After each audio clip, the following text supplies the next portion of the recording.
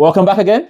I know it's been a minute, but we've got another set of content, another episode dropping for you guys as we go into the Christmas break.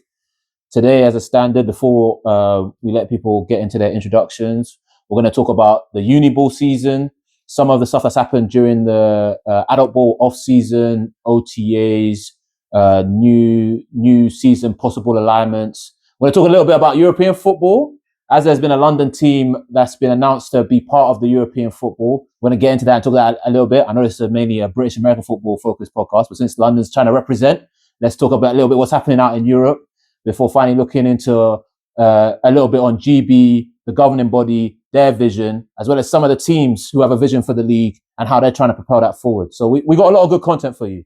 First and foremost, before we get around to it, let me have everyone introduce themselves. We'll start off with one of our stalwarts, T. Hey everyone, I'm T. Shout out Football America for the t-shirt and shout out the London Blitz youth team, the Conquerors. It's got all of like their wins on the back. But it's a sick t-shirt, man. You don't want to show it to the people? Oh, sorry, my bad. I'm trying to. I'm talking about the back. I thought my bad. I don't even know if they can really see it. I got a wide back, so it should be good. But yeah, no, sick. But yeah, looking forward to today. All right, cool. Then we'll go to go ahead. Jnr, Coventry Phoenix, GB. Are you Still sure? here. I wasn't there yesterday. Do you have to retrial? God forbid. God forbid. Apparently, well, we'll see, innit? When that email hits your box, you'll be happy when you'll be like, forget this nonsense. They don't know what they had. Yeah. And today, our special guest star, who we got? Josh, Loughborough University students. Okay, deep in this. Now Coventry Phoenix. Oh wow! Okay, let the people know. What team were you with? Previously with Nottingham. Grant Lawless is Caesars. going to be upset. Well, he's stepped aside now. He's So not stepped aside. He's not OT anymore. Yeah. Who's I don't know the who it GM? I think Simon Stockwell's like GM or something like that. Yeah, he is. Yeah, Love it. But looking forward to it as well. Cool, wonderful. So yeah, today we've got Josh on the podcast, giving you a little bit of that perspective from the Uniball, particularly like as we're deep in the Uniball season. We're going into the Christmas breaks now, across all the divisions. So yeah, let's get into it. Cool. So what we first have here, we'll look into the National Prem. Of course, having one of the premier talent in the National Prem, DC at the UWE, 4-time national champion. 4-time. Like me personally? I'm talking about it. I'm talking about a program. I'm talking about a program. I'm talking about the program is 5 times. 5-time national champion. For the last 4. Okay. For last 4s in a row. The last 4s in a row. Oh, excellent. Okay, But cool. 5 times. And you four. Huh? You four. Me personally? Yeah. Are we talking about me personally? You personally at UE as a coach. Oh, as a coach. As a coach. As a coach, 3. Oh, you got one as a player, I right? did indeed. Okay. Well, I got 2 as a player, technically, and 3 if we count the one from this summer, and then Elite 5s. I said my UE. God. We're talking about you. Oh my! As much as we love Elite Fives, but you don't. You're not counting You that. won money. I mean, Yeah, If anything, that's more the than more you important do. one. Yeah. So yeah, with Uniball here, we've got a graphic of these are all the teams' last home game that they've had. So their most latest home game that they've had. If they didn't have one, I've gone and taken a little of a snippet from a graphic that Inside Britball, always serving the community, have given up. So Leeds Beckett didn't have one for their home game, so that's there. And looking at it, it seems like there have been some big scores. It's interesting that obviously Nottingham lost against Durham, which I found very surprising. I don't know how others felt on that. I found that surprising, particularly when they beat you guys. I found that surprising. So to be honest, I think that got him. Why the side? Were you shocked? Were you expecting? You just gotta own it. I think it's fair. Obviously, like both great teams with a lot of great players, and I think it was surprising for me is the wrong word, but I just seen like, all right, this team is just gonna go bombs away. They got an okay running game. You know, it's a lot of that outside zone stuff. You know, like they want to run outside the tackles anyway, but really they want to pass the ball. So I thought that Nottingham had the back end to be able to like kind of slow it down at the very least. But I think just things on the day did not go. My experience with Durham before going into the Nottingham game was what they were doing to our defense was try and run game. We'll stuff the run immediately after ball over the top. And that's how they were able to run up that score you see on the screen against us. But when I played Notts, their DB core, they were good. I felt like they were no slight to my teammates or anything, or like they have a better DB core than us. So I thought they would be able to cap all that stuff down. But so clearly, one of the key guys wasn't playing. number one, yeah. Miles won't play. So yeah, Miles apparently he's didn't play the injured. game. Yeah, they brought in one of their young boys. but even then, the younger guys they're pretty decent. One came from Blitz under 19. Yeah, the other one, he's pretty good. The one that started this game, I think he was at NFL Academy.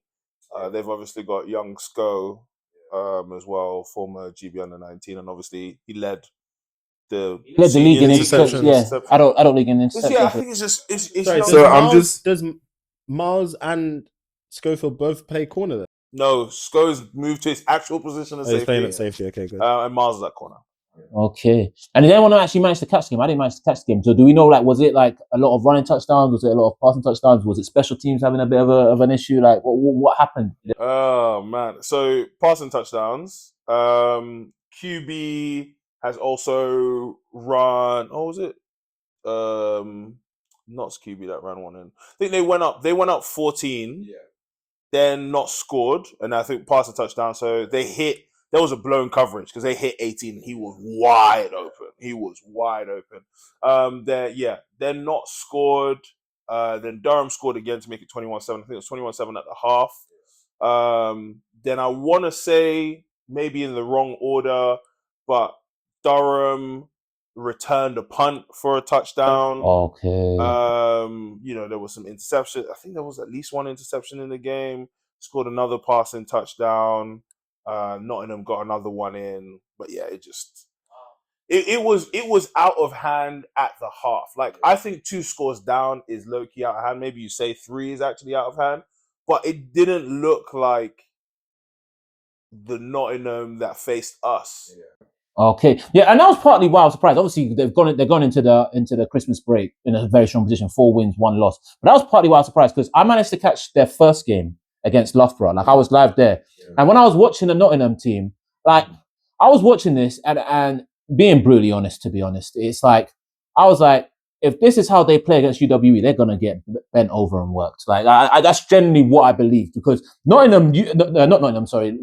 were actually really quite in that game, and it was 6-0 at half. Yeah, and it was only we felt like we could have won that game. Like, I felt you could watching it from the sideline. Bailey went out injured. He did go out injured. QB Bailey, and midway through second quarter.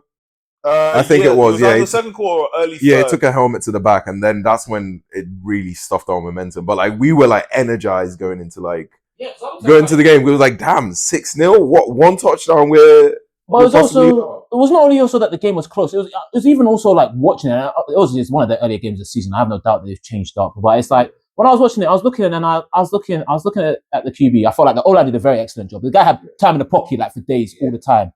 But the QB almost seemed like he was always looking for deep throws. There were nice intermediate stuff that was wide open. He didn't want to take it. He would scramble sometimes when it wasn't necessary. And they looked like they didn't really get out of gear 2 or gear 3. And then their only outlet was like basically Pedro or their wide receiver who they were targeting. And occasionally you were doubling him. And although they were targeting him, he was making some big plays, but he wasn't consistently always getting them to move the chains in sticky situations, which is why I think Ben Harrison was the one that was moving the chains a lot against us. But then even then, like, those drives will end up getting stuffed or they won't come out with points. But Ben was the one that was like, the killers, 3rd down and long, and we think that we're going to be able to stop him here, and there would just be like he'll be in the slot running like a hitch or something. He'll take it for another 10 yards and keep those drives going. Yeah, he yards off. But like, as well. Talking about the QB, yeah, no disrespect or anything, obviously, but I wasn't really impressed with them as well coming out that first game against us because I was like, damn, like, he did not look that good. Like, obviously, he did not look that good. But I guess maybe he must have fixed something between our game and your game because apparently he was looking a lot better in your game. You can obviously speak more about it. He did look. He looked good. I mean, I never like to say, I don't like the idea that we were bad, therefore he was good. I think the two things can just exist. Yeah. So one thing was like, we struggled with kind of setting the edge against him. So nothing downfield, he'll take off run and pick up the first down. We had a couple mismatches with Pedro in the slot against one of our linebackers, and that's a recipe for disaster as well. Yeah, like the QB looks superhuman against us, to be completely honest. And I mean, with that, we stopped them a bunch of times. That last drive I think we had a PI, we had a face cage. It was probably another unsportsmanlike conduct. So it didn't help. But we stopped him a bunch of times when we needed to, got off the field, stopped them in the red zone when it was like 4th down, 4th and 2, I think it was, and we get a stop in the red zone and when they need a score. But yeah, it just we kind of made him. He looked superhuman against us in comparison to how he looked against Loughborough, and then in comparison to how he looked against Durham. Yeah, and that's really what surprised me. So it's been almost like a yo-yo. Also, matchups make fights. Fair enough. Right? Yeah, fair enough. Like, Yeah, fair enough. The Durham knots back and forth over the past few years. Yeah. They get the better of each Yeah, other. yeah, that's fair. We Yeah. can now talk about the last 2 years. Like Yeah. we split in the regular season with Nottingham last year, right? We played Durham, and now at the point, Durham will come out on the 7th of Feb and be like, yeah, you guys are coming to our house. Yeah. We're gonna absolutely smoke you, and like rightfully so. Look Yeah. at the results of it. 100%. 100%. Like it's been clear that you, Durham, and Nottingham have all put yourselves atop. And like some of the discussions I've heard from some of the coaches in and around the league is that this has been one of the most competitive national Prem as they've been, particularly with the fact that it's three teams fighting. Losses. Yeah. Everyone's lost to One- each one other. L. Like the top 3 teams, everyone. No way, you didn't need to be corrected. I was going to let it slide, but Everyone's lost to each other. Everyone's trading but blows. 4 out of 5 have It's won a quite game as well. So yeah. Talking about 4 out of 5 winning the game, your final home game, finishing off this this half of the season strong, like in terms of your home fixtures, getting that win against Leeds Becky, and I imagine because you guys have had a tough first half. Very, very tough. It's so tricky being in this league because especially in our situations where we don't get scholars, we don't get people come over. You're telling a player that has never played the sport before to pick up a sport, and then he's playing in this massive league that's like super competitive. Guys that have been playing since they were I don't know, when Pee Wee football starts. Like losing by that many scores, you can see some of those scores up on the screen. Losing by that much can be very demoralizing. It can be demoralizing to them, and then might not want them. They're not getting the full football experience in terms of the wins as well. So again, a game like the one against Leeds, although it was a hard fought battle, was it was much needed at the point. No, that is good, and it's good that you got that win, and it's probably helped morale. Part of me would argue that when you guys accepted going into the National Prem, this was very foreseeable. 100%. If it was the case where you didn't want to put some back in, look to try and get some scholars, it was always foreseeable that a mollywopping was coming from bullets. It was always foreseeable that you would have some tough games against Nottingham, and I think you've particularly against Nottingham, I think you've often played better than is expected, even if the scoreline hasn't necessarily always shown it. 100%. Durham are an interesting team because Durham were even good back when I played at Loughborough. And that's 7, 8 years ago. In Loughborough. I've never beaten Durham this whole time. Durham it's the have most been good. frustrating thing to me. I want to take one game away from them, but it's never happened. And it's interesting though because I feel like their standard has often yo-yoed between not necessarily between being excellent and being extremely poor trash, but unlike with Nottingham and Bullets, who've necessarily, if you have a tolerance sort of range on them, it's very tight. I feel like Durham's tolerance band in terms of their performance year to year can be quite large.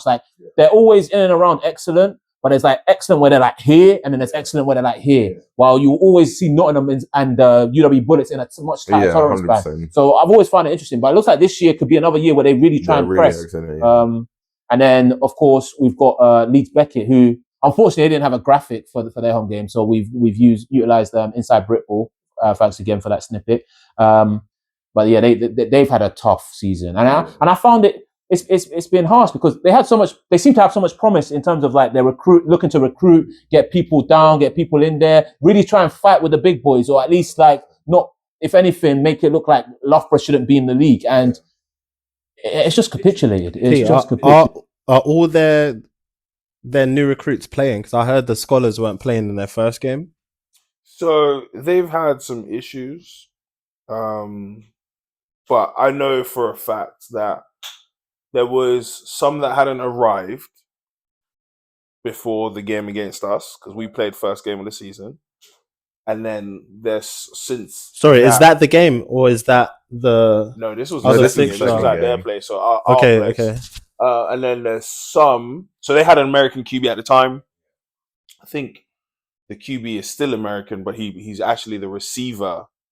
Is he? I thought they had an under 19 QB kid that was. Is he? That's what I was trying to figure out if he was British or not. The Number one 80, that played against us, I think, was British. Sam something, like Yeah. Sam Mays or something. Yeah, but, I don't remember his name. but yeah, like I mean, the kid who scored against us, I'm pretty sure he's an American guy. But yeah, I think after a couple results and whatever is happening behind the scenes, a bunch of them were like, "Yeah, we're not Just not doing for this." us. Which it kind of sucks because if they were rewarded anything, we don't have a system by which you can kind of claw some of that back. So it is difficult, and like shout out to especially the young players on that squad, and I know some of the guys that I had at under 19 this summer in different positions.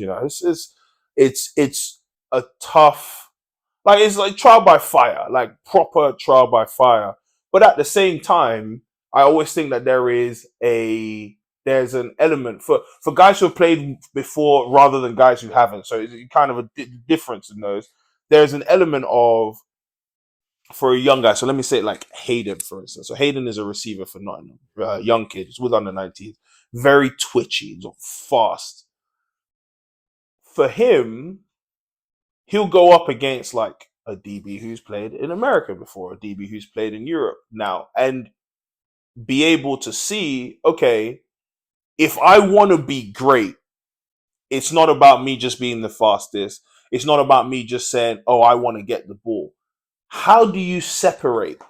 How do you get off the ball and show one thing whilst going a different direction? Like, that's the trial by fire, because if you want those opportunities, Miles Butt is lined up in front of you. Yeah, you're going to have to figure Like, it out. what he close to being Rookie of the Year for the Enthroners, right? In the ELF. You now have an opportunity to say, I can see what I have to do from early, versus like if you're in Division 1 and all of a sudden you're just, it's like under 19 football. If you're the fastest person there, no hope. They'll run jet all the time. You know what I mean? So I think that for some of those young guys, like Ty Burrows is another one. So Ty Burrows plays DB. Ty Burrows might be leading our league in sacks. Oh, it's not sacks, interceptions.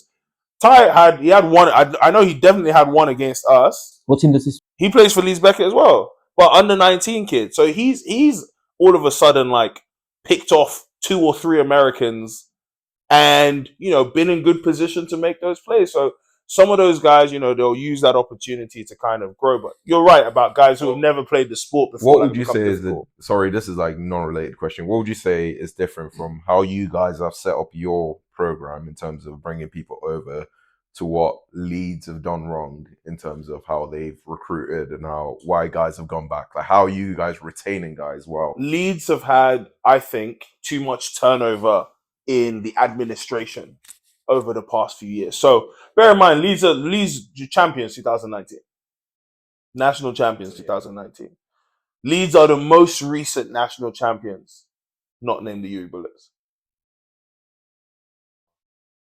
So they had an organization and a structure that they just kept on adding to. So when they're running, I always forget what this offense is called. Triple option. Wishbone. No, is it Wishbone? Yeah, triple option. Yeah. Whatever it's called. Yeah. They had a system that they ran. It got them through all the Division 1 all the way through to the Prem. And then when they started adding guys, they just added guys to their system. So all of a sudden you get a bang number 1 receiver who's also playing safety. You get a linebacker who's actually playing your QB role. And when he ran the ball, it was like tough. And you're adding to that. And then they committed to they had an identity. They had an identity, and they just brought the guys in to kind of do that. And then when you start to bring in like a QB as well, you're like, okay, we can do a little bit more. But it was still that same identity. Once that head coach and that coaching staff, and like I'm talking about the head kind of guys, kind of left and you moved over, it's a new identity, and it doesn't necessarily, new identity of a coach doesn't necessarily match with the new identity of with the existing identity of the players. So now there's kind of like, okay, and then when it doesn't work, if you've been doing something and it works, like you and Coach Martin, I think Loughborough have an excellent structure. You guys have been doing something that works. Coach Martin leaves next year, right? Whatever the structure was, someone else comes in and they change the structure. And all of a sudden, you're no longer competitive in at least one game against Nottingham. You don't beat Leeds, Beckett, or whoever the other team is. You immediately go, well, it worked last year. Yeah, you'll be looking back. And what if we just did what we did last year, it would work? And I think that's what happened with Leeds. And then you obviously lead to like Joe Walker being one and done. And then you bring in another coach, Mike Ripley, who has done well. I think it was with Manchester Tyrants, but it's in the lower division, right? He's a great recruiter. I think he's an excellent recruiter, like especially for the under-19 guys, like talk the talk, but it's the structure is now on its third structure. Yeah. And after Joe Walker left, you had the mass exodus of guys. I'm pretty sure you still got some guys who are at Leeds who could be playing, who was like, I'm never playing American football for this team again. So he's rebuilding from scratch and having to bring in those guys. And it's just been the structural change. Whereas like for UE and for Notts, like the secret sauce for UE is Dan Mayer. That's just the truth. Our head coach, he's the secret sauce. He's been there now, I think a decade, right? He's the secret sauce, and he's grown with the team, grown with the role, and that has been like rewarded through. Yeah. So you've allowed him time to cook, basically. And regardless of whether Nottingham have won a national championship or not, Jason Scott's the same thing. It's just been consistency and the thing that I'll say that knowing a little bit about Jason Scott and more about Coach Dan that they have in common is they have a set vision for what they want. They don't compromise on that vision. And they have standards that they have to refresh every year because we're bringing in new guys every year. So you kind of just have that. And, you know, like Dan Mayer, obviously, that's my head coach. Like, I think he's the greatest of all time. And the argument to made he's now coming up on being the greatest Uniball head coach because he's had to manage all of these like egos, you know, different levels and kind of bring everything together whilst trying to raise the level of the second team. Like you say, the argument can certainly be made, and in terms of results, the argument can't be disputed. I don't think. I think where you will get pushback or challenge is in the manner and whether people agree with that. Sure. And that's where the argument will be. We're not here to have that argument today, but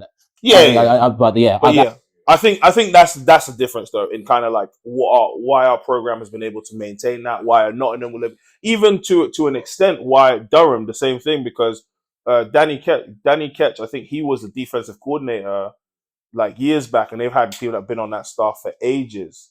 So, you know, even on a down year like last year, where I don't think they got as nearly as many recruits as they wanted, you know, they're not completely just like out. Yeah. And before Leeds was Durham. Durham was the last champion before that. I think for Leeds, not having your scholars playing is crazy.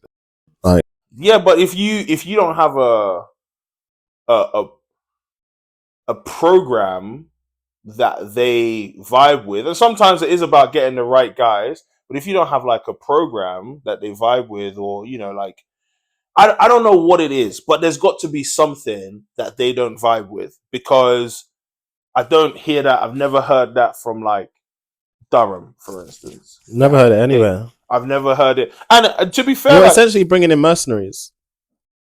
Yeah, well, no, that's what bringing in anybody on the Masters is. No, but how are you going to bring mercenaries who are not going to play? Yeah, but your mercenaries talk about, I ain't trying to fight today. Yeah, but I hear that. But even though they get paid early, like you're getting paid up front, essentially, you still have to, because you sold them something. Yeah, sure. Like it's never just, here's the money, come and play. Sorry, wait. I'm not saying this is on the scholars, by the way. Like, if you get them, you have to make sure they're going to play. That's what I'm saying. You've sold them something. If you can't deliver on what you sell, then they're in the position of leverage. Do you think a part of them not playing is them being sold a dream that, like, you know, we've got this many American coming over, we could really take on the championship? And then they turn up first day, play you guys and get smacked. And they're like, whoa. They sold them the dream. So where are you? I'm not trying to do this. 1000%. But like I said, I don't know what happens behind the scenes. Yeah. And I know that Ripley, you know, is trying his best, and that coaching staff are doing what they can, but it hasn't been smooth sailing for them.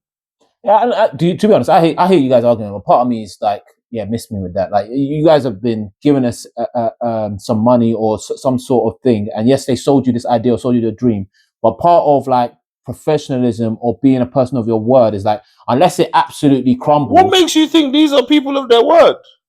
Okay, that's what makes you think these are professionals. They're not professionals. They're not professionals, but it's a sense of like almost. No, Nelly, you're right. When you're recruiting players, you have to think of the mentality and personality as well. Yes, and you might not have been able to get that deep into your scout or whatever, but you got to deal with it. You got to find a way to make them scholars play for you if you're going to have anything this year. So I do want to say, like, the first part that I do is not everybody is what you're talking about. Yeah, no, but the second part is, right, if you show up to something and it's nowhere close to what you were expecting or what you've been sold. And you came from America. Yeah.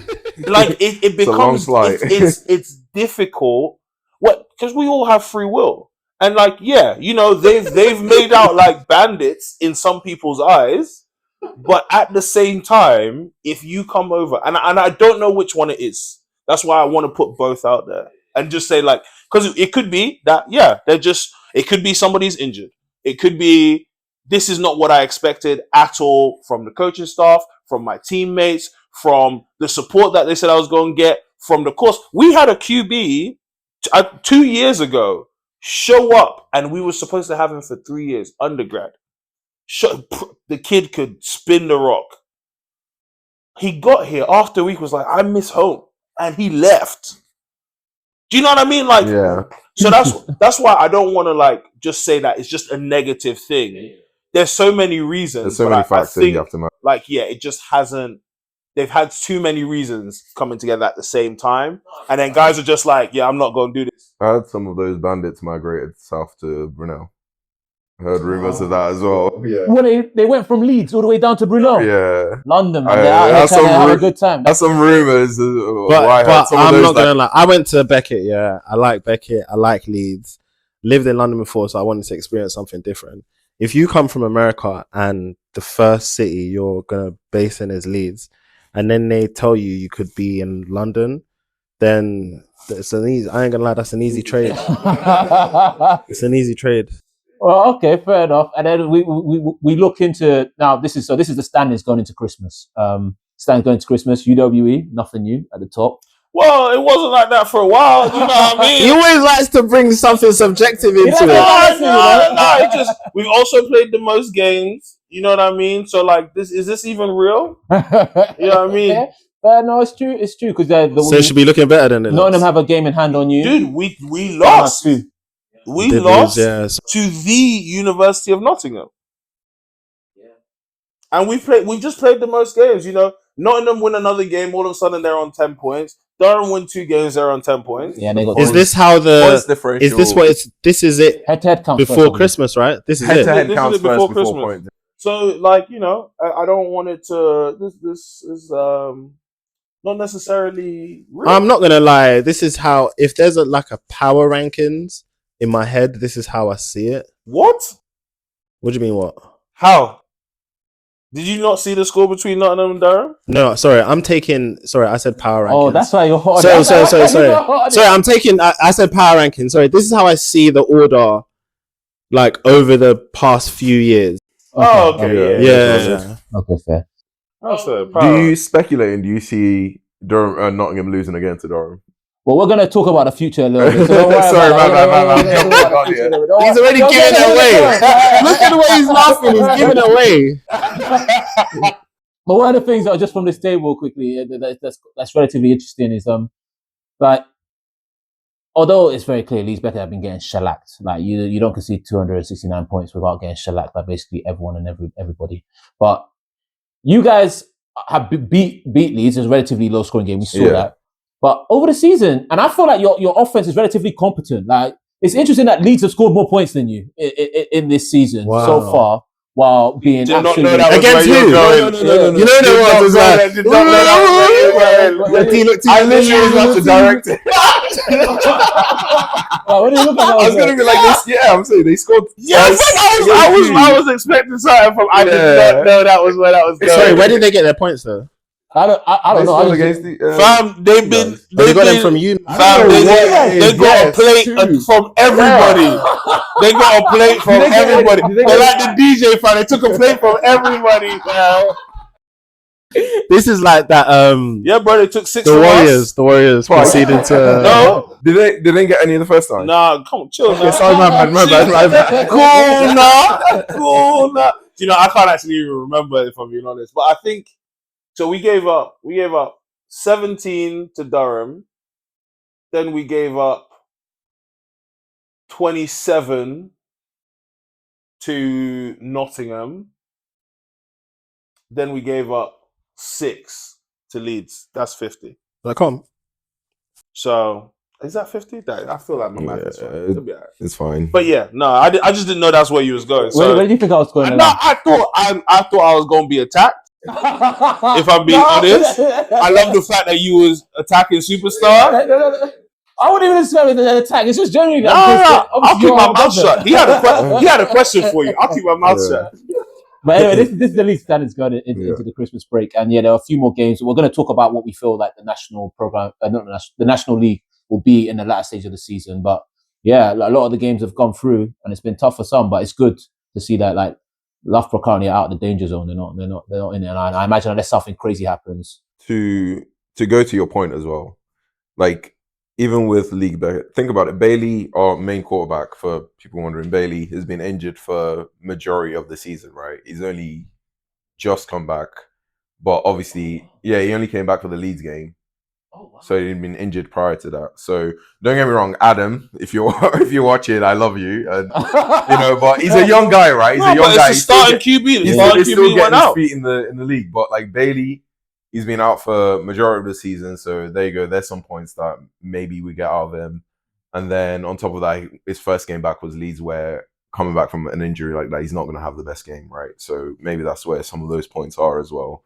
But then our game after that was against you guys, and we got clamped. That's all I can say. We got clamped in that game. I couldn't let it happen. Yeah, that's I couldn't let it happen. But we'll see. All right, cool. So that's the National League. So that's the top division of the Uniball. Now we look into the former top division, the Prem. And the Prem, obviously, of course, is split into the Prem North and the Prem South. And similar to to when I showed the scores for the Prem National, these are all their latest home games. So it might not be their latest game; it's just their latest home game.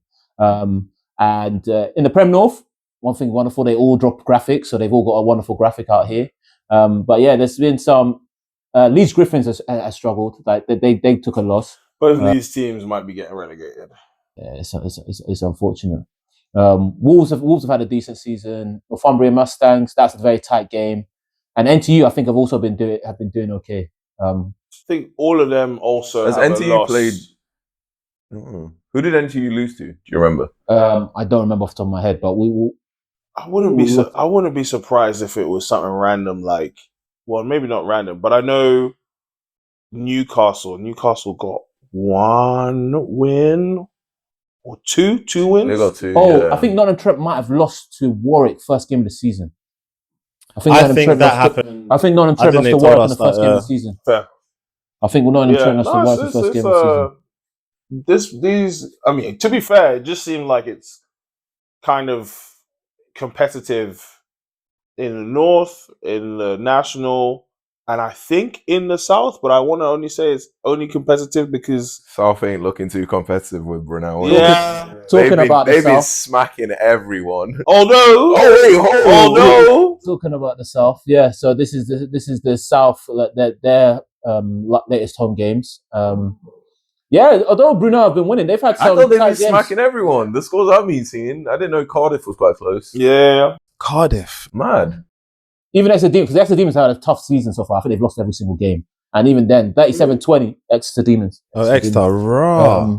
Although 37-20, although it's a convincing win. It's not an absolute, it's not like you were bent over. Yeah, 14-7 as well. Yeah, like, and then SGS, which I found surprising, because obviously SGS have been like, well, they were one of the premier programs, and particularly at the level that they are, that sort of academy level, they're still amongst the top ones, although arguably there's not much competition there. But I was surprised that SGS don't have, even the score is what I expect, but that they don't have graphics. The reason that I've got the inside Britball there, so they don't have graphics for their scores. So like I was just shocked considering how long the program has been. It's a dedicated American football program, like dedicated, and if you're dedicated, you go up to National. Oh wow, yeah, okay. No disrespect. Actually, no. It is disrespect. If you're dedicated, you got a point. And I think with that, I think they've had their challenges in terms of retaining and recruiting talent. Yeah, I think it's affected them. You can't just sit in like Prem North and Prem South, their South, right? Yeah, and try and farm points there. It's like you got. Well, they're even failing at that. They didn't even get it. Yeah, they lost to Brunel. So if you're dedicated, how are you not going to have graphics and stuff? But then I'm not surprised for anything out of them. No. Is what it is. I feel some vim in the way in which they were talking so spicy after last year. I just sense it. That's what to one of our guys. That's why some internal vim. That's where the disrespect comes from. They were talking spicy to one of our guys last year after all the shenanigans. But these are the tables for the Prem North and the Prem South.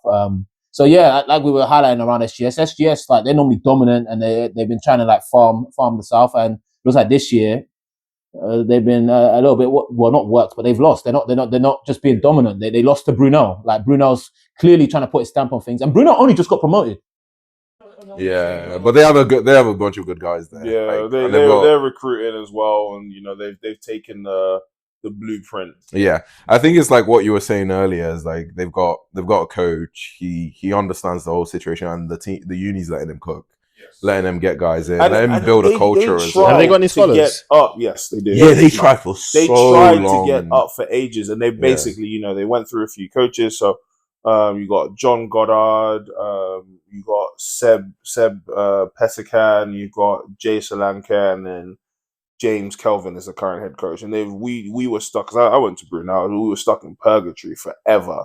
I always feel like you get to the playoffs, and like they had like a shootout against a few years back, against SGS. Oh, okay, that's when SGS initially came into the Prem. Yeah, they had like a shootout in Division 1. They had a shootout, and the QB was like, shout outs to him, but that boy was throwing picks like no man's business. But still, they were scoring for Brunel at the time. But yeah, like they've taken the blueprint. So like their QB, same QB that they had last year, was a backup QB for the London Warriors, Canadian guy. He's Christian. I rate him so high. And then they brought a running back from Colorado, who apparently was like in high school around the same time as Christian McCaffrey, and was like second lead in Russia. Saw that. What do you mean you saw that? That's a good recipe, right? I saw a post. And they got, and then, but then also like this is where, like, say for instance, UE might lose out a recruiting battle against someone like Brunel's because it's London. London, yeah. So they're getting a lot of these like. So all of the young boys, all of the highlight boys, right? All the Beckett boys. They're getting those kind of guys like who played, whether you're playing at NFL Academy, if you were done with SGS, you want to go back to London, you play for South London's Renegades, you play for London Warriors, like, you know what I mean? Like, they're just getting, we want to play good football. And Brunel did their best to get to the Prem, so that anybody who was choosing between them and Hertfordshire, Brunel. Do you know what I mean? Like, maybe for a university-wise, I don't know which one is the better university, but you're like, well, you want to play better standard of football, and now they're looking at this like, we're going to be in the National Prem next year. So definitely, they've now got a bit of a stranglehold. It takes a commitment from your athletic union as well. I'd say as well. It's not just on the team. And I really hope they make it Brunel, because I think they're buying into the whole, let's get the scholars in, let's actually try and get promoted. And I think if they get there, they will be able to show a better performance than at least Beckett are doing at the moment. Yeah, 100. they definitely will. And I think particularly like now with this upcoming generation, although I personally don't agree with this stance around, there are students that pick their university based on American football and that the level of American football that they can play there. Like, which I think is a mad thing to do, but it is stuff that some of this upcoming generation do. So if they constantly keep going up towards the National Prem or get into the National Prem and they're London, they've got things going for them. Yeah. Like, I think it's a mad thing to do, but I think there are people that... All I'm going to say is, not everybody, Mr. Loughborough, not everybody is like that to be able to get into a Loughborough or a Nottingham or a Durham. Even forget that. Even forget like getting into, let's say, what you might consider a Premier or Russell Group university. Like I'm saying, if you choose to go to university, the reason you go to university is, or generally has been because of something academic in nature to pursue as a career or to help leverage that into a career. So regardless of whether you go to a top 10 or bottom 10 uni, that should be towards the forefront of your mind. Yeah, your priority number one should be your studies. And then my point is that it's not necessarily the case in some of these situations. But what if they still finish out with a degree? They finish out with a degree, fine. But if you select a uni based on American football rather than the degree in which you want to do that, you've got to plan to leverage for the next 40 years and you're basically picking something up that's 5 to 10 years. I will say that whole process, and this is not even a football conversation, that whole process is flawed to ask 18-year-olds to decide their next 50 years of life and expect it to be a wise decision. And I actually don't. That's a fair point. I don't think it is as influential on the whole job market as it used to be. I think you can easily go to like a Met uni and still make it out, if you get what I'm saying. Crazy. You don't have to say all that. I went to Beckett. Yeah, you have to say I went to Beckett. You have to say all that. I went to Beckett. I said Met uni. It's the easiest. Like what? If you're going to compare, do you know what that's like saying? You don't have to go to like a city uni. You know, you can go to a city uni and be fine. I'm just like, if you go to unis and they talk about comparing them, I mean, at least in my year, that's how we compared them. It was either like, the reason. No, wait. So in Leeds, it was either there was a non-spoken hierarchy. Like the uni was the academically performing uni. Fair enough. Like we ran the city with the parties and like we were better with all the sports and stuff. But Beckett was Met, we were second, and then you had like the college unis and stuff like that. Think about it though.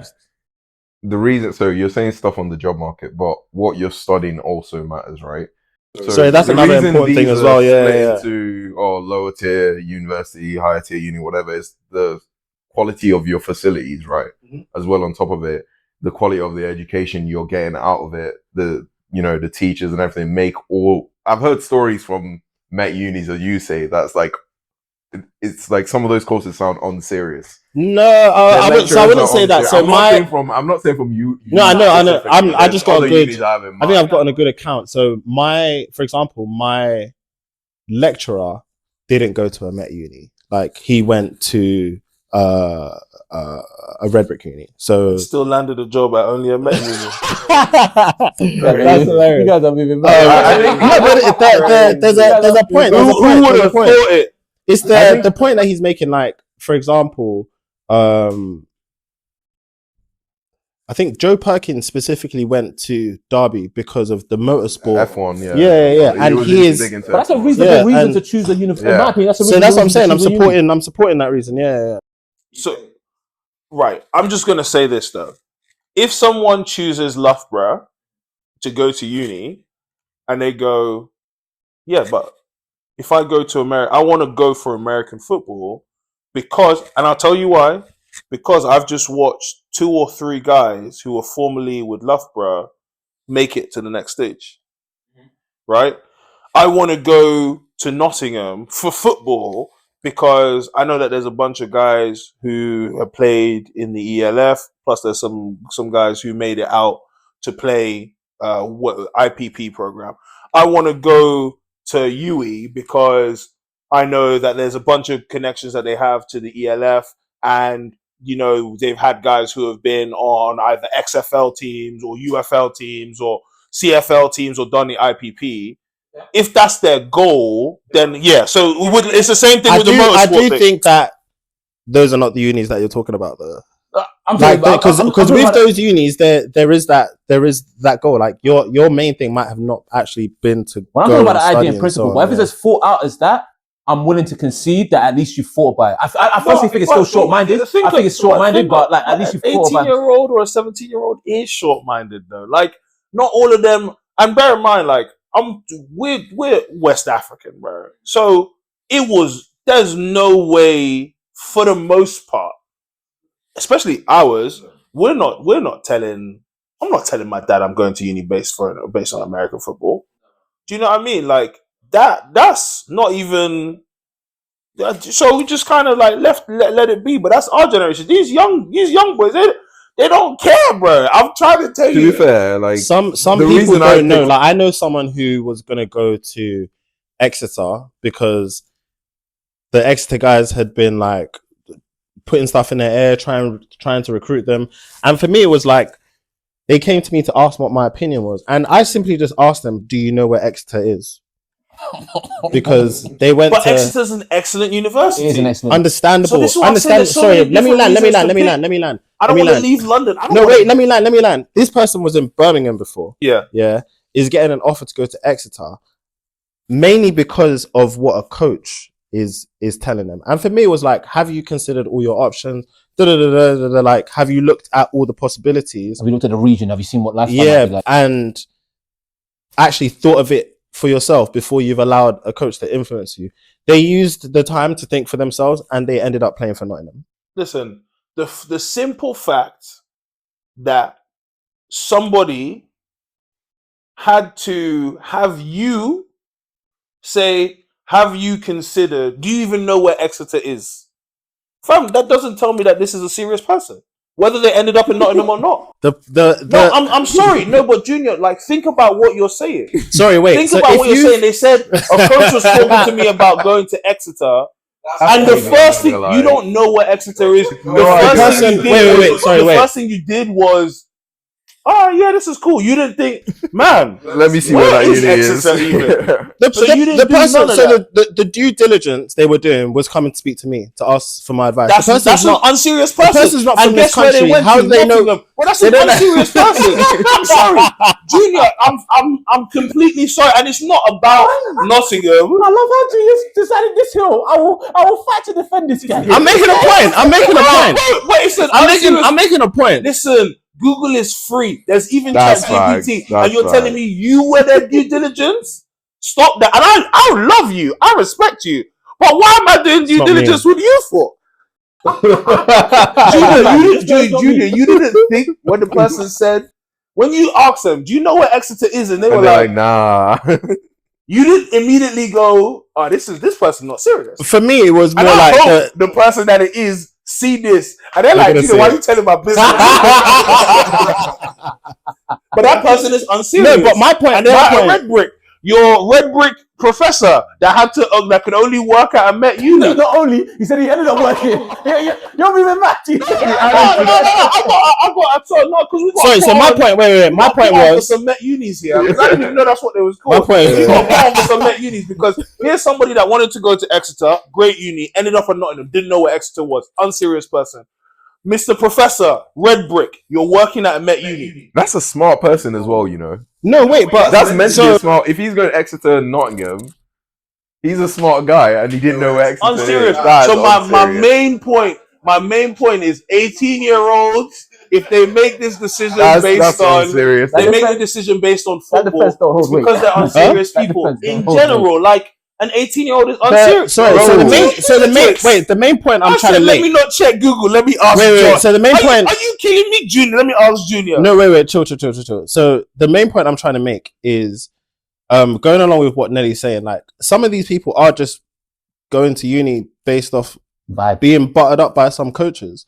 And all I'm saying is, like, there's a bit more of a due diligence to do, because again, like, some of these kids may have already done 3 years of uni, and they're going to go and do a master's in something that they are not truly chasing because someone at a uni has sold them an idea of becoming a baller somewhere. My G, but like, are you like, think about what you're saying, and just if we apply 10 seconds of thought to it, it don't make sense. So these are unserious people. Do you have all the guys that come to The your team? guy- They all got sense like that. No, absolutely not. So, but this is the point you're trying to make. Okay, but here's my coaching thing, right? I've said this multiple times here. But if a kid says to me, "I got into Nottingham," end of discussion. Yeah, you're not going to be like... End of discussion. Because it's only last year when I seen in one of the rankings that we was ranked above them, and I was like, this is interesting because this is part of the thing that I'll be using. But I know, Well, UE's up now. No, I think in one of the rankings, Nottingham was down, and it was like a 12 spot difference in one of the rank, whatever it is. But like it doesn't change what Nottingham represent, what courses that they're really good at, all this kind of stuff. And in reality, if you say, yeah, I got in there, like you got to have a good reason to not go to Nottingham, to not go to Loughborough, to not go to Durham, if those are your options, right? And if you have those options and then you say, oh yeah, or any of those two, and then you say UE, I'm just going to be like, look, we'd love to have you here, but make sure that you make an informed decision, involve your family and all this kind of stuff. So I got evidence, right? There is kids at Nottingham right now where I've had the opportunity to do all of the recruiting, and the only thing that I say is, like, especially for the ones that end up there anyway, they start now becomes a rivalry. They're talking about UE and all this kind of stuff. And I'm just like, all right, well, you're already here, but I got 4 of them things and 3 of them came on your head top. So that's my only thing that I can say there. But before that point, yeah, you need to explore your options. Even guys from the States that I've spoken to, I'm like, look, this is what we offer. We have very good programs. Our MBA program is really good. We're really quite good at like mechanical engineering and all this kind of stuff. So I'll let you know everything that we're good at. But once again, make sure that you're exploring your options. It's important just as a person. And I feel like that will then endear me better to them because they're like, they know you're going to be honest. You know, you have to be. So I'm saying that's moral recruiting right there. But you have to, like, if you have an opportunity to go to university in general, like, maximize that, right? Yeah. 100%. But then there are some people who will go to like a really good university and they're like, I don't like the city, I can't hack the course, I don't like this. It happens at all levels. We've had people leave UE for reasons. This person didn't help me with my mitigating circumstances. I missed home. I didn't like. People leave places all the time. Yeah. Yeah, that's true. But your friend, He's about to text him right now. The person, I don't understand. I still don't understand your point. Like they were doing their due diligence. They asked for some advice. Is that their due diligence? Someone came to them to bottom up. No, wait. Someone who has not played at a particular height has been approached by a coach. Oh, you've just finished uni. Do you want to do a master's? Instead of going back home, do you want to do a master's? So they've spoken to someone to ask. The issue is not speaking to you. The issue is that in speaking to you, that speaking to you was the only thing, rather than having an initial basis of some sort of research. I don't know that. Well, based on the fact that you asked the question that you asked, the question that you asked suggested. The question that you no, that's just me. Yeah, that's. Do you know the what question? And then you said after you asked that question, they went to go look. And they've been like, oh, actually, and ended up at Nottingham. So I shortened that story a lot. But you get my point. Yeah. But even regardless, I've known a lot of people do that though, like where they're not researching all these things, and that's Nelly's point that like these people that are just going places based on football and not. That's the point I'm supporting. You understand that's the point I'm supporting. Yeah. But now looking into the upcoming fixtures for the National Prem. So now we've done with this side of Christmas. We've got the post-Christmas. These are the fixtures that are left. And how do you guys, particularly T and Josh, how do you guys feel like what might occur in the later stage of the season? I know in the case of UWE, the fact that you've lost to Nottingham's lost to Durham, and then you've got Durham and Nottingham next. Like that could be very interesting. It's definitely gonna be a spicy end to the season. We're really looking forward to what we've got to do, but it's a tough mountain to climb. You know what I mean? Like Nottingham are a really good team. Durham are a really good team. I feel like we're a really good team. We obviously want to win out, I think we are cognizant of the fact that 4 out of the 5 teams make the playoffs. So whilst one path is easier than others, we, if I don't want to lose, I don't think we're going to lose. If we lose, not the end of the world. Yeah. Although I believe that you highlighted, because I was unaware of this, but you highlighted in a separate conversation that there is actually a conference trophy. Yeah. If you come top of the National Prem, that there's actually a trophy for being top. I did not know that. Yeah, so when we played Nottingham at their place last year, we had both, I think we had lost to them and they had lost to Durham. But if we lost that game to them, they would have finished top. And so we won that game. I think the score was 28-21. Almost last minute heroics from Silas Starr. And yeah, they brought out like the winners banner, told us to, bring some stuff to spray, like make a thing of it, gave us a trophy. So yeah. That's we actually at the National Prem level, we have conference championship, and they should bring the trophy to games that they think it can happen. So that's cool. We beat the plan is we beat Durham, we go to their place, we beat them, hard fought game, we win that game. Nottingham, if they beat Loughborough, and it could go either way. I think that's one that thing. That could be a tough game, right? That's one thing I want to highlight. If they beat Loughborough, we then can win if we beat Nottingham. So if we beat Durham, we beat Nottingham, we can win on the 14th, even though Durham and Nottingham have. So the trophy should be there on that game. If that happens, and if it's not there on that day, then the decider will be Nottingham and Durham. Nottingham and Durham. Yeah, because looking at like Loughborough, you guys only have 2 games left. No, it's not 2 games. So 3. You've got 4 games. Sorry, you've got 4 games. No, we've already played the you got 3 UE game, yeah. And I think now that you've got Bailey back for the second half of the season, and depending on how it goes during the January period, because I know in Uniball, January period is always tough because you've got exams, and then because you've got exams, people often aren't at training in the numbers that you need them to be there, and then you have a game towards the end of January. So like, that first Feb game is going to be tricky because of that. I think exams finish on the 30th or something like that. Yeah, with Loughborough, so it's going to be tricky because we're not going to have our full team back in theory until that game. Yeah. I remember back even when I was like you'll be there. Like people would have like an exam a week later, they can't make it. Okay, fair enough. Part of me is like, you could plan around this. But there'll be people that like have an exam like 4 days later, and they're like, yeah, no, I can't be at training, and I'm like, well, we've got a game. Like, we've got to do something. It's not like we're out here mollywopping guys. Like, so yeah, I know January is always a tough month for uni programs just because of the exam period. Yeah. But I do think you guys, particularly if the first game is anything to go off and Bailey comes back healthy and you guys click, you guys could do something against Nottingham. If Nottingham are firing at all cylinders, I think it'll be a very difficult challenge. Martin, he always says one game at a time, and we'll prepare for the game in front of us. So I think that's the approach we're going to take with the remainder.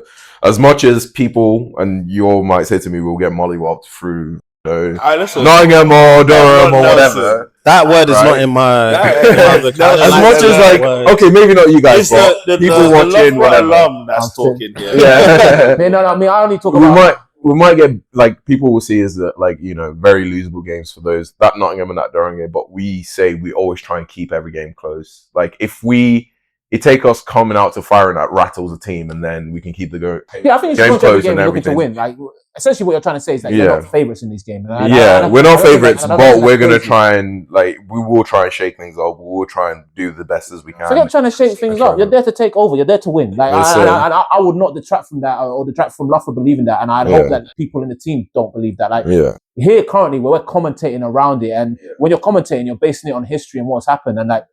Matter of fact, like you guys will not be favourites against Nottingham or Durham, and that's just because of their bulk of work and what they've done this season. Yeah. But as you as an individual playing for Loughborough and looking to represent, it's not about looking to mix it up. It's about going and showing that you guys can ball and win, and that's what I expect from the team, and I look forward to seeing. It was a 6-point game before half.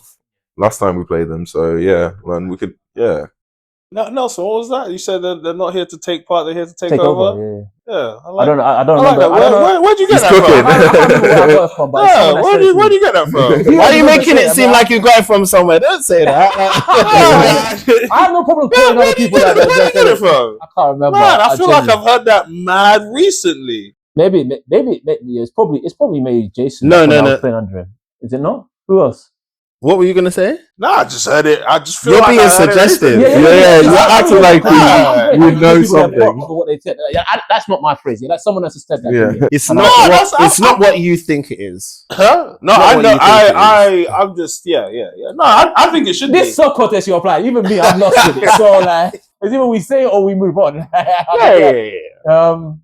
But yeah, we're gonna try and even the CAF game as well. We just locked into whoever's in front of us at that time and try and turn up to game and Listen, things up. Which other offensive weapons do you have on your team? I know your QB's back. You got Taylor on O-line. Yeah, There's you as a there's a few receiver. running backs. The thing is, like, I would say we're a very young team. Okay. So there's guys that have shown flashes and they're still figuring it out. Like I see, there's a guy on our team called Ellis. I see a lot of like the younger me and him where he was Is like, he a receiver as really well, then? skinny dude, really quick, really fast, twitchy guy. But like he hasn't had enough experience to, know that to the point where it's like, no, that speed isn't everything. Although don't get me wrong, he's a good route runner as well and everything, but like it takes experience to really get to a certain level, right? And I think that's what it is right now. It's just getting those guys experience, trying to build up, like trying to get a good transition when obviously I leave and Bailey leaves, for those guys to be in a good position. But I'll say Ellis, we have a couple running backs that could be, this is their first year playing, but like you've seen stuff in scrimmages or in practice. number 16. Is that H? Kid always got his abs out. Yeah, he's shown a lot of promise as well. Like I think he got a good mentality for it as well. Like, Yeah. he's like the kid runs hard and he'll like first down, like celebrate and like he's embracing. he scored our touchdown against Leeds. Okay. Yeah. He's just He embracing embraces it. He's also, do you know that Under Armour next thing? Oh It's like yeah. Arteta and Paddy, the UFC fighter and everything. He's on that show competing for a spot. Well, competing for a spot to become like sponsored by. Oh, wow, UFC. that's good, man. Sick. So yeah, he's on that show as well. That apparently that's going to be coming out in the next. few Oh, months. this is what you've been posting during the week. Yeah, that's okay. what I I've was been wondering posting. why I've it been sounded posting familiar. it, Yeah. And then in terms of like one thing that we Durham have quite a few games. And then Leeds only have 2 games left. At least they don't have too many games left of their season. Yeah. So otherwise that'll be a challenge, particularly like if you had the expectations here, you've basically been worked the entire season, and now you go into the second half of the season and you've got a ton of games. It's tough. It's tough to see out the season. I will say, it's tough to see out the so season. they've got 2 games now. Then the next game after that is going to be after like late March. Yeah. Or is that when the Assuming promotion relegation? Assuming you we guys beat handle them. business. Yeah, assuming right? we You guys handle business, They've got a relegation a game. long way to that Against- relegation game as well. What I'm assuming will be Brunel. Because Brunel will have a game on Box Big Wednesday. Yeah. Most likely it's looking like either NTU or Warwick, Yeah. right? Yeah. Whoever that is, they got to play Luff and Leeds, and I don't think these guys are going to do what SGS did and be like, "Nah, we don't want to go up." Yeah, no. And it'll be They're tough to not. be training after your season's over, basically, just to fight to Mate, stay up for another. month. I don't know, man. Like, if you pitch it to them that, I know for the guys that, I don't know, maybe even if it's your final season, you might be extra motivated, but that's a lot of time to get guys together and actually fight for something. What you're fighting to stay up. It's the last thing you're fighting for. Yeah. That might encourage them. I think it would be banter if they could just convince all the guys on campus to just play. Turn up. Just be like, look, we just got one game. Show up the last 2 That's what I'm weeks. saying, yeah. If they can convince all the of their scholars who want, social after all of they the win. guys from before who want, like, and then all of a sudden you just stun and you're like, where's this team been all season? Whoa, where they come from? All right, but that's to close out our Uniball, and it's been a very interesting Uniball, particularly for the first part of the season. Yeah. And I look forward to seeing what the second part of the season is, as that's the main ball that's happening in Britain at the moment. Oh, sorry. Whilst we're there, shout out friend of the pod, Jamal Fredericks was announced as the defensive coordinator for the London Warriors. Yes, he was. Friend of the defensive coordinator. I congratulated him. Yeah. So shout out Jamal. I look forward to seeing what they do. And if I'm not, have they announced their OC yet? They have not announced their OC or their head coach. But yeah, shout out him. Yeah, shout out Jamal because had an amazing playing career and is transitioning into a coordinator role, which is tough to do. It is tough to do. And I spoke to him about it a little bit in terms of like, because he asked me as to what if there's anything I could say around there, and I said obviously I'm not trying to get into his X's and O's. That's for him.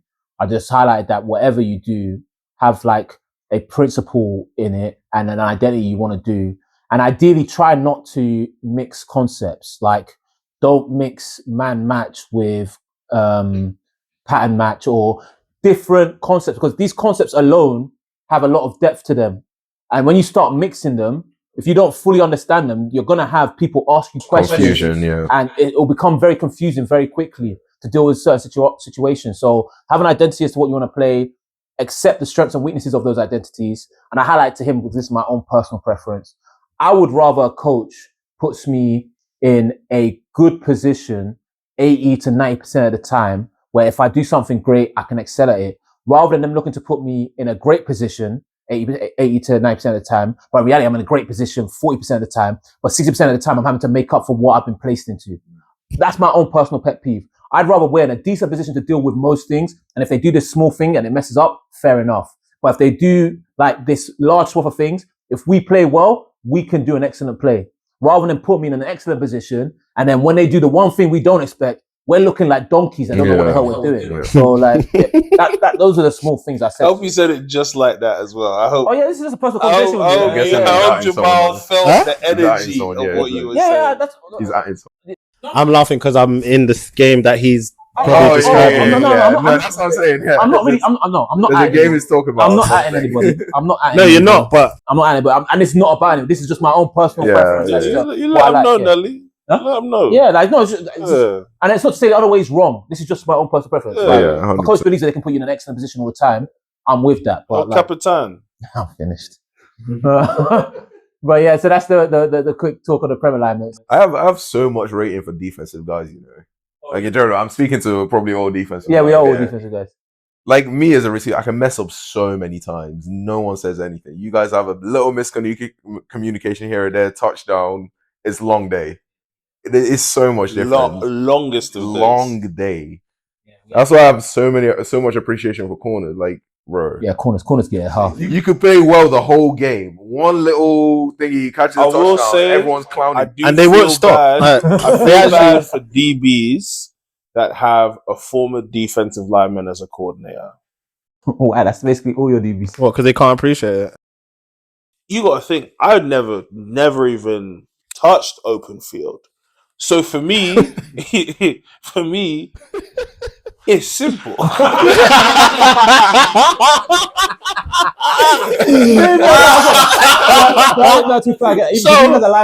here looking at DBs crazy. I'm looking at them. He's the crazy. And like I've come to like I've gotten better over the years. Yeah. But like just thinking about myself as a defensive lineman, like this summer when I played defensive line, I look at DBs so nuts. And what makes it worse is you become, and I feel like Nelson, you'll get some of this. You become a coach and all of a sudden you got to look at everything. So now all of a sudden, like without trying, when you become a coach or defensive coordinator, you're calling plays, your knowledge triples, quadruples. Like it just raises because you have to understand the interlinking of. So then you play, and like the coach is talking about something, and you immediately understand all of this stuff that was gibberish some time ago. You immediately understand. So I'm listening to like James Wolford. He's talking about how we're running a soft sky, and the free safety is going to lean to this. I'm like, no, this is English to me. Like it's like now we're talking about cover 3, and now I'm like, oh, okay, like I get it now. So now it's even worse if I'm playing. Because I know what they were supposed to do. What their job is, and they'll ask a question. I'm like, bro, it's really that simple. You're playing match. Once he gets past 5, he's vertical. And they're looking at me like, how? You should know this. Looking at them. Just imagine the side eye he's giving. Absolutely. I'm looking at these corners like, if you had been in an inside shade, you shouldn't have allowed the inside release. It's that simple. Do you know what I mean? And they're like, but obviously the reverse of that is, if you was a DB and you become a coordinator, you're like, why can't this big ass man stop the run? Yeah. Why you getting run? I'm not gonna lie, I've made a gap sound. Like, why can they not stop this run? Just go into your gap and make the tackle. As a DB, I'm looking at you guys and I'm like, how can you be 6'3"? You've got someone in front. Look how big you're. Like, just deal with the guys. You know what I mean? Like, just deal with the guys. These times, them longer plays where you're running around for 10 seconds trying to keep up with your guys. What is the D-line doing this whole time? I don't know. Sometimes I'm looking at the secondary like, guys, it's a scrambling drill. It's a scrambling drill. Like, remember. But that's the problem with playing DB. Like, you'll be having just a regular day. Nothing's happening. Nothing's happening. Because maybe you guys are dealing with everything up front. Yeah. And then maybe one play, they call the secondary into it, and it's like, oh, you guys are, sorry, we were asleep on that player. It's always just one play.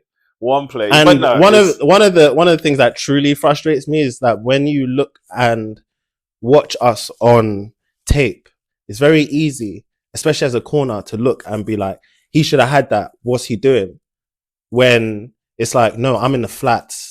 He's running the post. Yeah, okay. And I'm chasing him. Yeah. So I can help out, but it looks like I just got burned and it's looking crazy. So I will say, and maybe not to like the layman, but to football players, it also, you have a similar thing with the defensive line, where you go like, a defensive line might be playing like more of like a bend and chase technique, right? So you get a down block away from you, you're just running down the line to go tackle the running back. You're leaving the edge because someone else has got the edge. Yeah, and so it's like, why didn't you? Anytime you see any defensive lineman do that, you don't immediately think, oh, maybe that's their responsibility.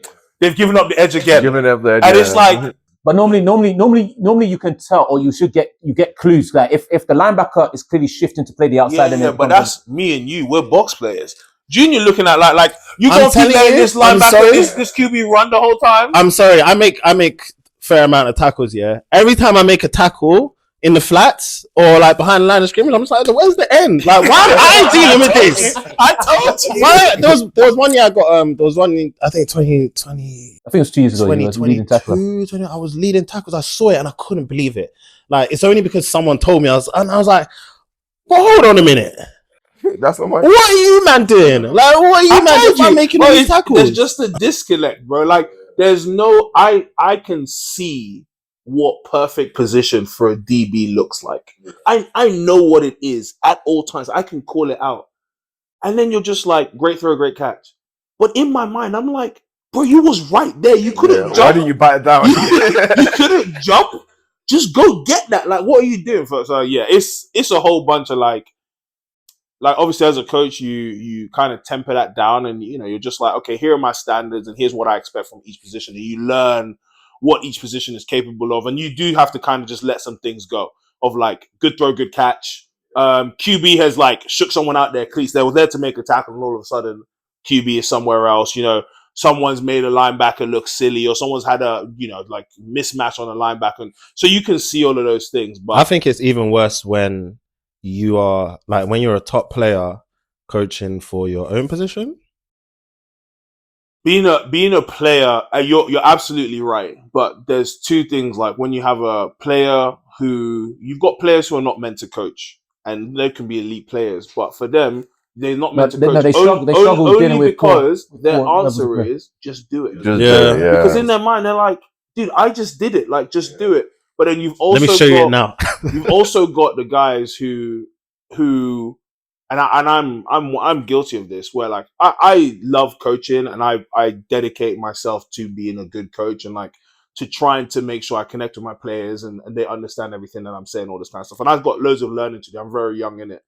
But I feel, whilst I feel bad for the DBs because they have a D lineman as a DC, I feel worse for my D line because it's not only I played the position and I think I played for this country. I played at a relatively high level. You still played at the can. highest You level, know, you were GB. no, yeah, but there's way better D linemen than me, right?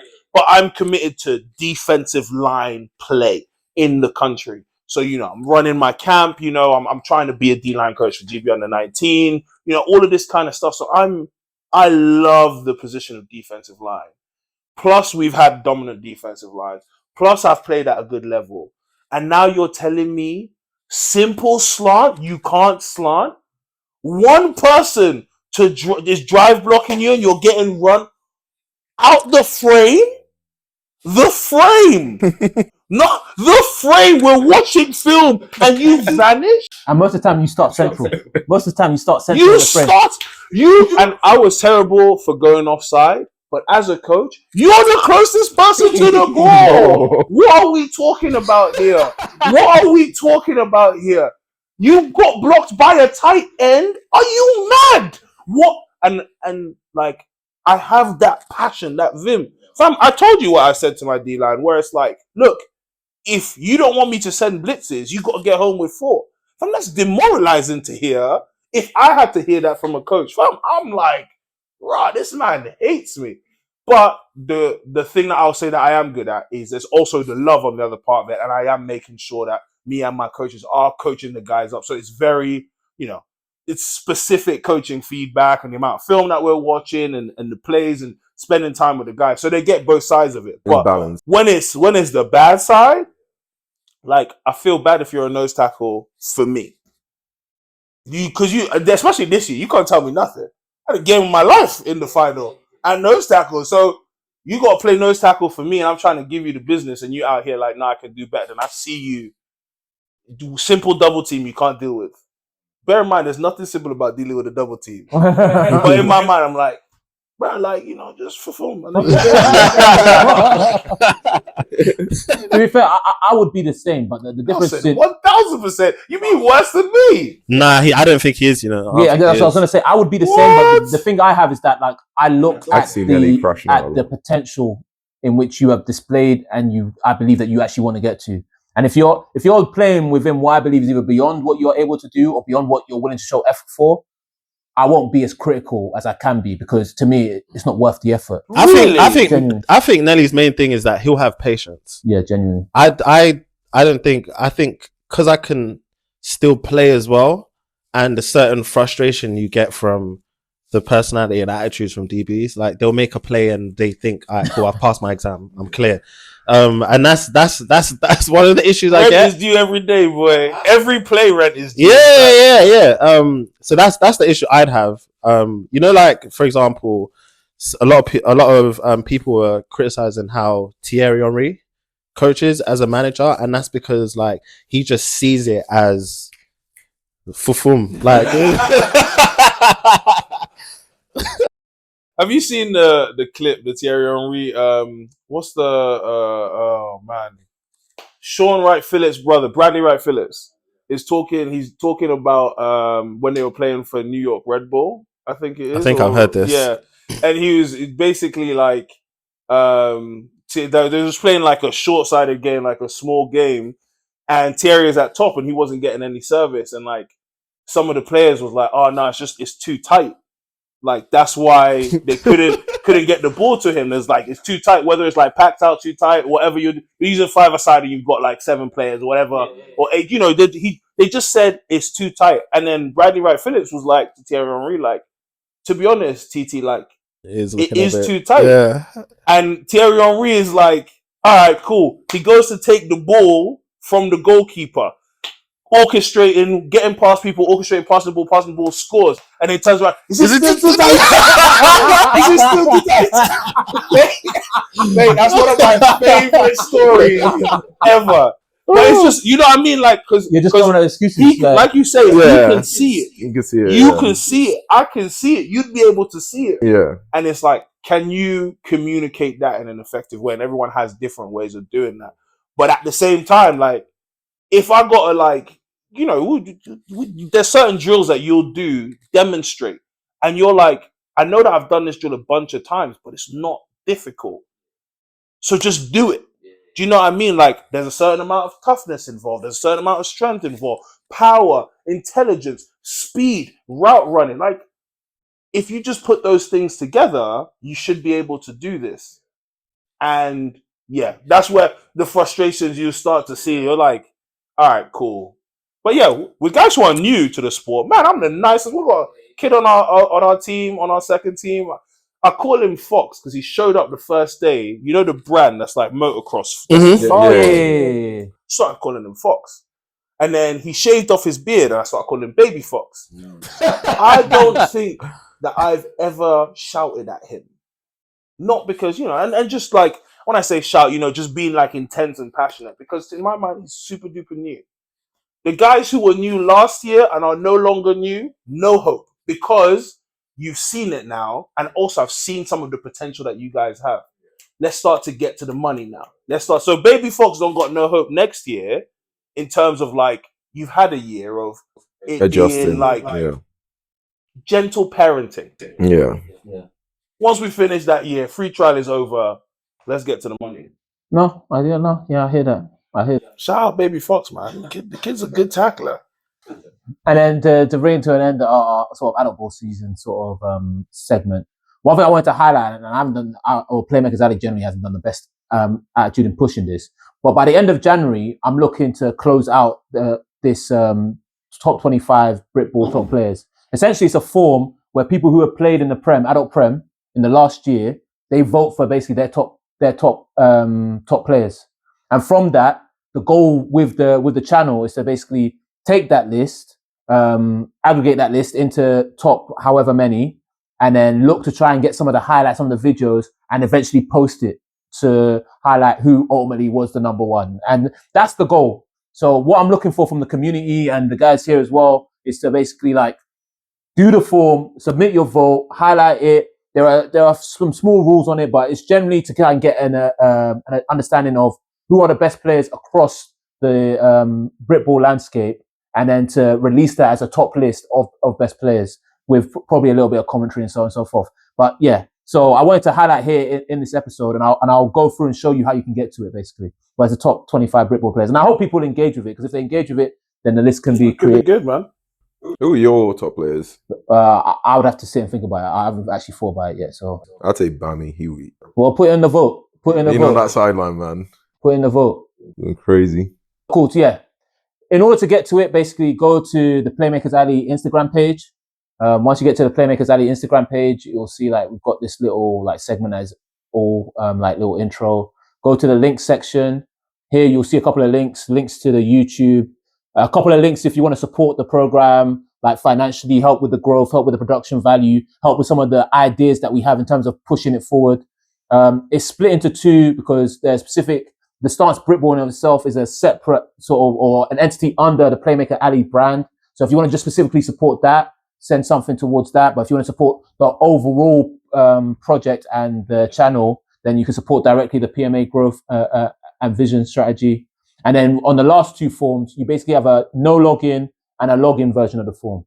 The login version of the form only exists in case that you're basically certain that you believe you're going to make the top 20, top 50 list, and you want to submit videotape. Because if you submit the videotape, it makes it easier when looking to do the edit. So if you want to submit the videotape, you essentially have to do a login to submit videotape. So you log in, do your vote, submit your tape, and then if you make it into the top list, we'll use that tape in the cut up as to your little video as to where you've ranked in the top list of Britball players. So clicking the no login, this is what you'll see. You'll essentially see the form, and what it'll ask you is your name, your surname, what's your team, and as you can see, these are Prem teams as of 2025. It says other. I'm going to highlight this here because there's nothing to be hidden anyway. But essentially, that's just a way of me discrediting non-valid votes. Like, because... What? for the vote to be valid, you have to be a Prem player. So you'd have to have played in the Prem and represent the Prem team. So if you choose to vote and you're not in the Prem, that one is tough. That Prem, I understand what I understand. What do you mean it's tough? It's tough because some of the top 25 players this year played for either Wembley Stallions, London Olympians, or East Kent Mavericks. And next year, when they're in this the is Prem, top. then This is the top Prem players, though. No, it's top Britball players. But he's correct in the. Oh, you're only letting in the assumption in the assumption. Saquon from East Kent Mavericks, the receiver. Heard about him, yeah. And that will be a valid criticism of this. In the case of this first season out, the assumption that is baked into it is that in order to be considered the top player, you must play at the top level of the UK. The top level of the UK is the British Prem. So in order to be considered for the list, you have to have played and voted for players.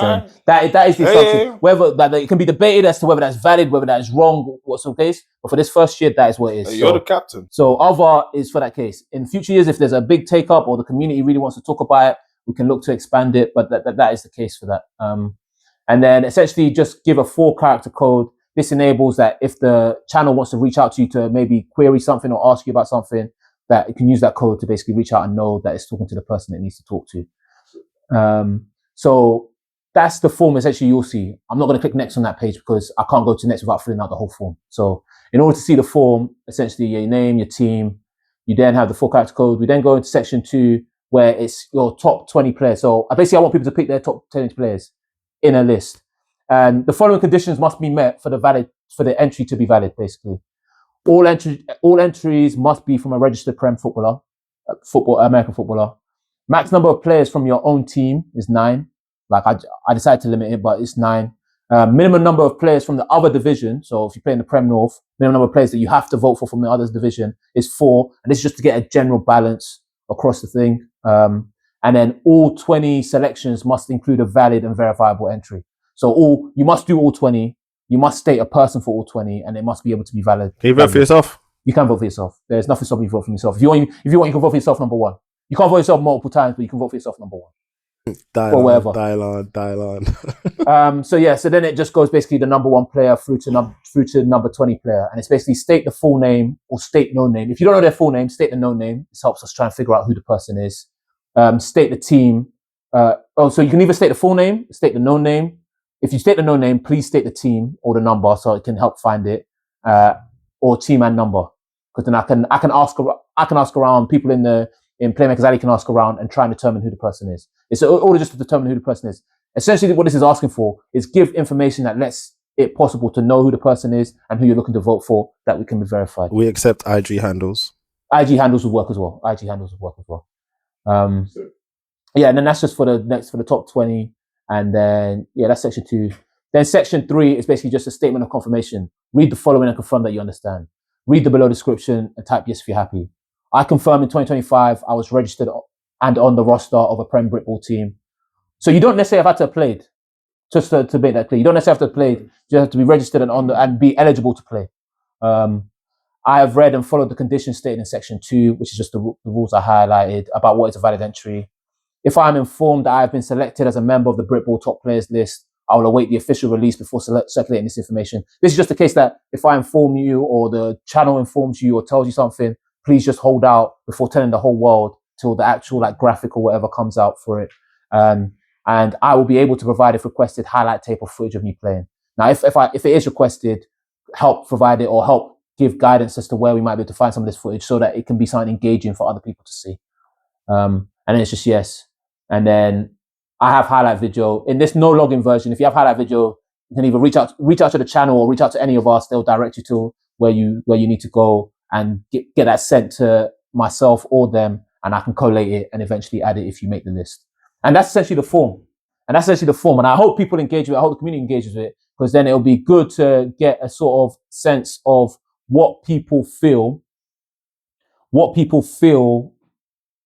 are their top players, and then push that out. So I don't know how you guys feel about that, what you guys consider that, or you think it's good if it's poor. Yeah, man, let's see how it goes. I'm here for it, man. There's nothing like it at the moment, and there's no harm adding to it. I think it'd be very, very interesting. Yeah, so I hope people engage with it. And as I said, deadline for this is the end of January. I'm gonna look to assuming I get this out in good time.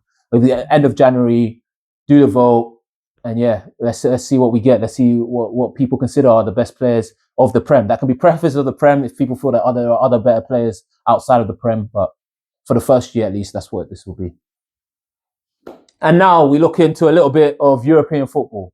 Another graphic from Sport Tank highlighting it was announced maybe like a year and a half ago, or at least several months before this announcement, that some team had bought up Leyton Orient, and it was rumored around that being possible for an ELF franchise, and it seemed that it was recently confirmed that essentially London's going to get a professional American football franchise which plans to join and play out in Europe.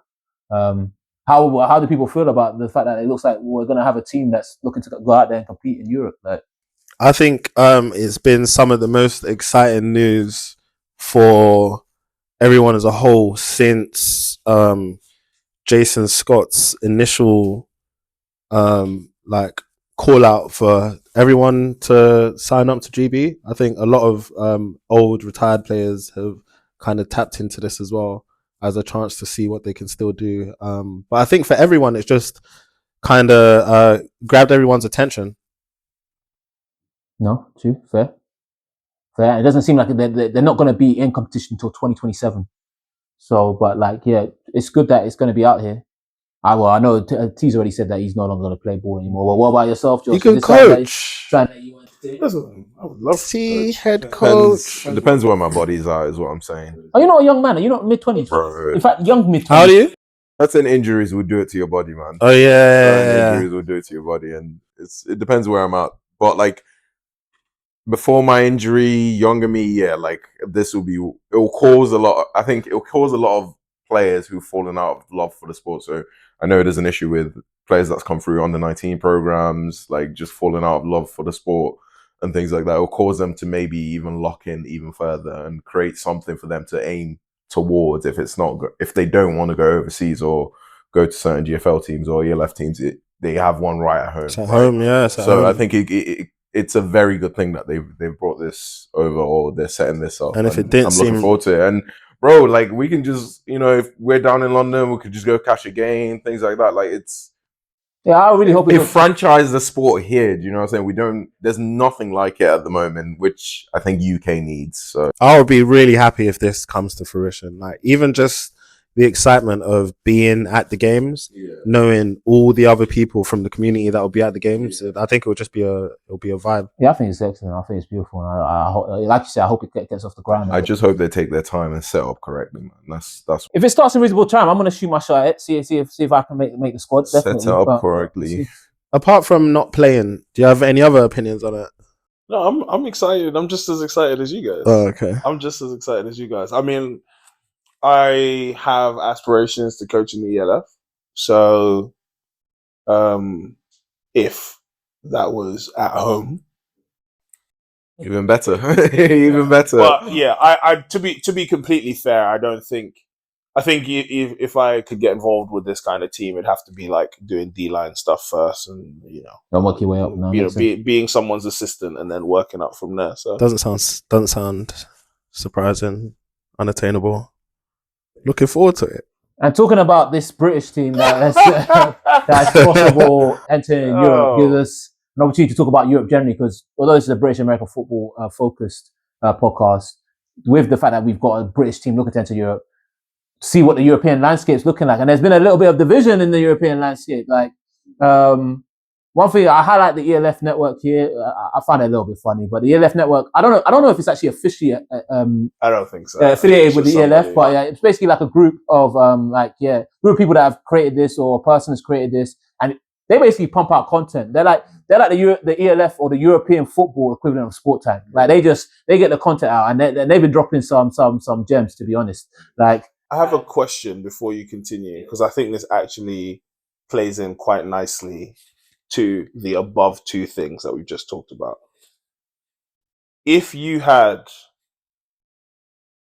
two picks for the London ELF team, right? One of them is just a British person that plays anywhere, and one of them is a British person that plays in the UK. Who are your top two picks? First, off the board, One that basically plays in either Europe, Canada, not the NFL obviously because they'll be playing in the NFL. But if you had to pick 2 players, right, can be any players. One of them plays in Europe. One of them plays in the UK. Who would they be? Well, I'm gonna limit it to linebackers in and around my position, just personally to do that. The one in the UK, that's not even a difficult decision for me. That's going to be Rob Warren. That's not hard. Then the one in Europe, or further afield.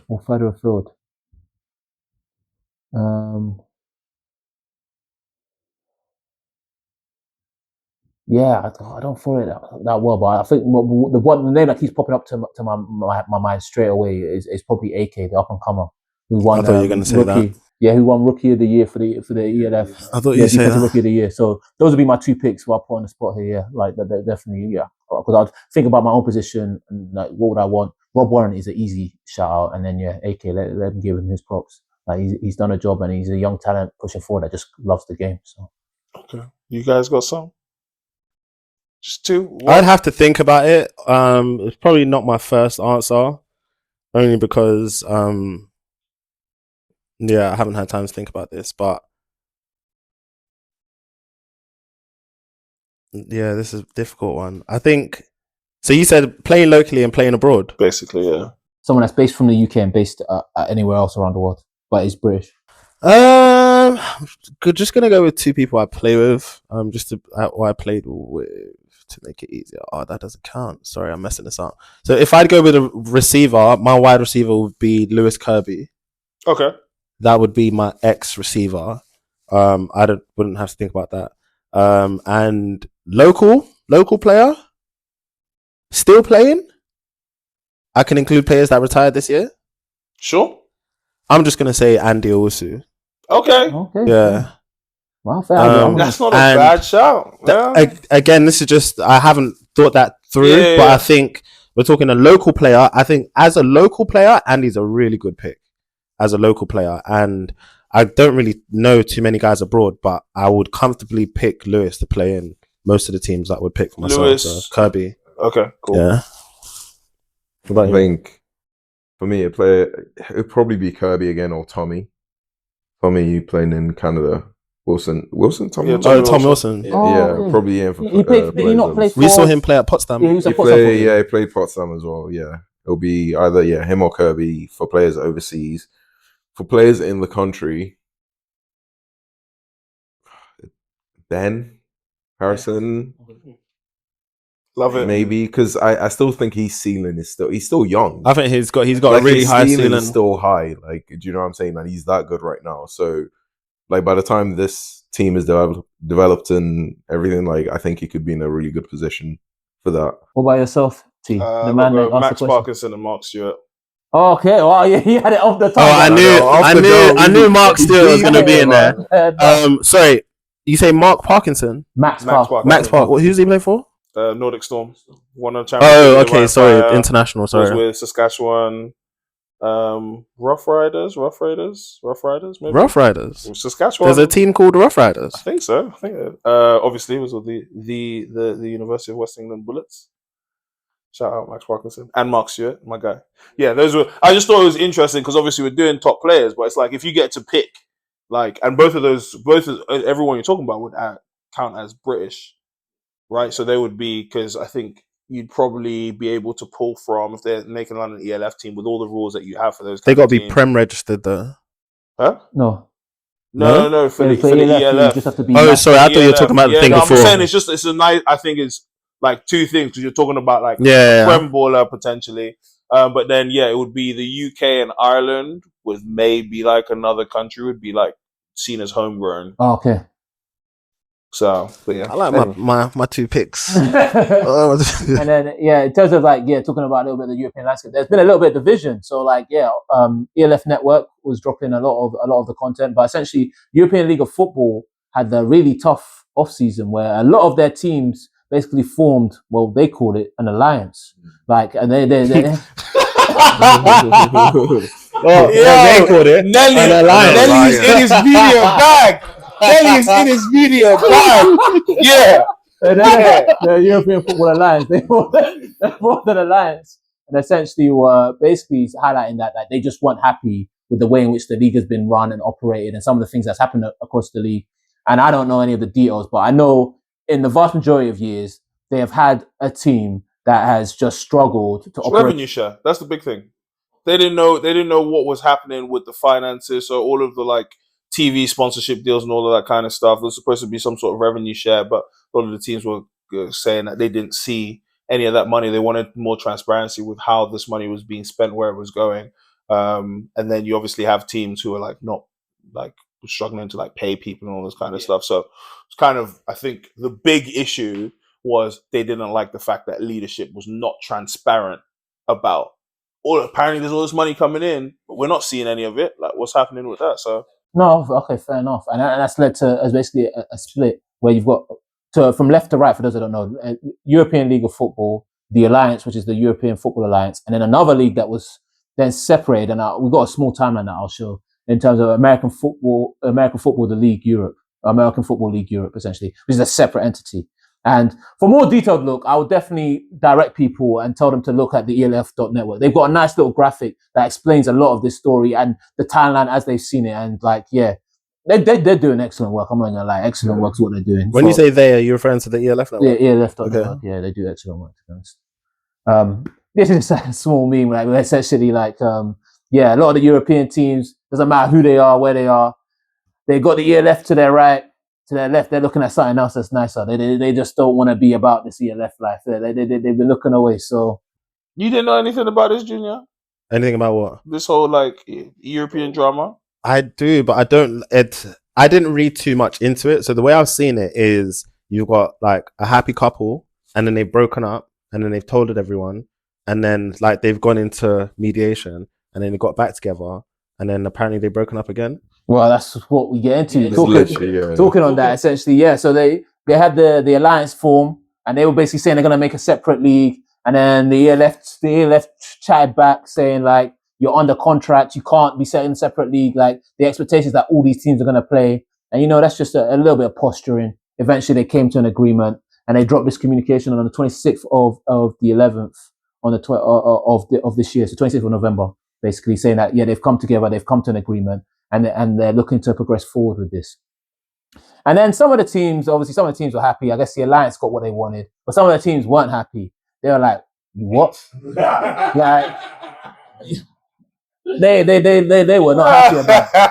So that's like basically like a week and a couple of days later, 2nd of December, suddenly a press release from this American Football League Europe saying, "Nah, we are doing our own thing." Like, so yeah, and that's just one snippet. You can go to their individual Instagrams and get the full story. But essentially, you had the ELF that's been running for like 3-4 years. It came to a head where a subset of the teams in the ELF were like, we don't like how this is being run, formed an alliance, said they're going to create their own league. They had a little bit of posturing in public, talking about, oh, we're going to do this, they're going to do this. They then mediated, as Junior highlighted, have come together. And then one of the groups are like, nah, they're still the same person. I ain't about this. And then decided to leave and create another league. And then currently, as it stands, this is currently what it's looking like. This is a cut-up of a graphic from the ELF.network, where essentially in the European League of Football, you have these sets of teams. In the AFLE, you have these sets of teams. So the European League of Football and the Alliance, although T highlighted that, or it might have been Junior, you might have highlighted that, essentially it was they never really saw it as a separate thing. They saw it more as a union fighting for what they wanted. They've got what they wanted, so now they're back in the fold. So these are the teams, these are separate teams. I find it interesting that there's some sort of expectation that there's a London team in both. Like, which, well, not necessarily a London team. It says London team UK. I think Team UK. That must just be an assumption that that team is there. But the London team and the Milan team, so it's not the Milano Seamen. It's those two teams are coming in 2027, according to the ELF. They've said that, they've confirmed that 2027 those two teams are coming. Then the AFLE, the League Europe, I think that's what their Instagram is, the League Europe. They've announced that as part of like, the quiet stuff that they've been working out behind the scenes, they are confirming that there will be a team in Italy, a team in the UK, a team in France, and a team in Monaco, as well as those 4 teams all signing on. So that's just if I'm correct, the UK team they're both referring to is the same team, right? No, Oh, they're I don't different think. teams. I don't think it is the same team. Okay, this isn't. I'm sure that we're gonna have them on board. The London Guard, I think, is referred to in the ELF well, team. if that's what they're going to do. If that's what they're called. But based on our previous graphic, the London Guard or the London team that we've spoken about that's got a franchise is allegedly in the ELF. Yeah, for 2027. Sorry, I recognise all these teams, but I don't recognise the Alpine Rams. Oh, that's a separate thing. So those are new teams that haven't affiliated with any league. Oh, they're new. No, Stuttgart are not new. Stuttgart are not on that list because they've got a separate issue, right? Yeah, insolvency. Okay, yeah. And you know what? I just got to say, like, justice for Chad Wallen, because they use his picture on the insolvency post. He's not even there anymore. And he wasn't there this year. He just praised before games and during games. So they got a picture of him like kneeling down. But you know, that also can look like somebody's upset at something. Yeah. And I'm like, Chad wasn't even on the team. Justice for Chad, bro. But that is crazy as well, because the fact that Stuttgart are insolvent after winning the championship, literally the latest winners, it's mad. It's actually mad. So I think it's very lazy. Like when you were stealing that picture from anywhere, it would definitely not have been dated 2025. Yeah, but but it's not even stealing. They have the rights to the picture. Wherever you've taken the picture from, it's an old picture. Come on, man. I don't know that they have. No, but it's not so much. Sorry, it's not so much like stealing it. Network, but not Stuttgart, sir. Yeah. Oh, my bad. So I didn't know that. Okay. So yeah, they did steal it. My bad. But yeah, so those two are basically separate because they're not affiliated with even any of the leagues, any of the European. That leagues. makes sense. Cool. But yeah, that's a little bit of Europe. Bristol have a vision for the league, and like it's interesting. Like they highlighted it possibly the biggest development in Britball history. I wouldn't necessarily go as that far, but I love the energy. Like what else is there? What other developments in Britball? Now let him think, man. I think it's I can't think of other developments. But I think it's setting an energy for stuff that hasn't yet been achieved yet. That's more. But the main part is, I do get where you're coming from, but the main part is the money has been invested. So, like, because obviously the big thing is show me the money, right? Like, show me the money. Not always. Well, that's the first thing. That is the first thing. I agree with you. The first thing is show that you've got the resources. Yeah, because you can talk all this talk. If they was talking all this talk and trying to before we get into that, you yourself, because you're actually you are part of the Bristol Aesthetics. You are basically part of the Bristol Aesthetics. Highlight what it is, right? Before we get into like sorry, my bad. No, go ahead. Oh, go Ambassador, please. Right. So the whole idea is there's been investment put into the club in an attempt to professionalize the team and kind of raise the standard around the league. So the Bristol Aztecs, they last year, without winning a national championship, made the choice, reached out to the CEFL to say, can we have a spot? The people who won, they didn't want to play in it. Can we have a spot? We think we can do a little bit of something. Played a home game against Amsterdam, absolutely worked. Played an away game against Carstad Crusaders, absolutely got worked. But within that season, were able to win their first national championship.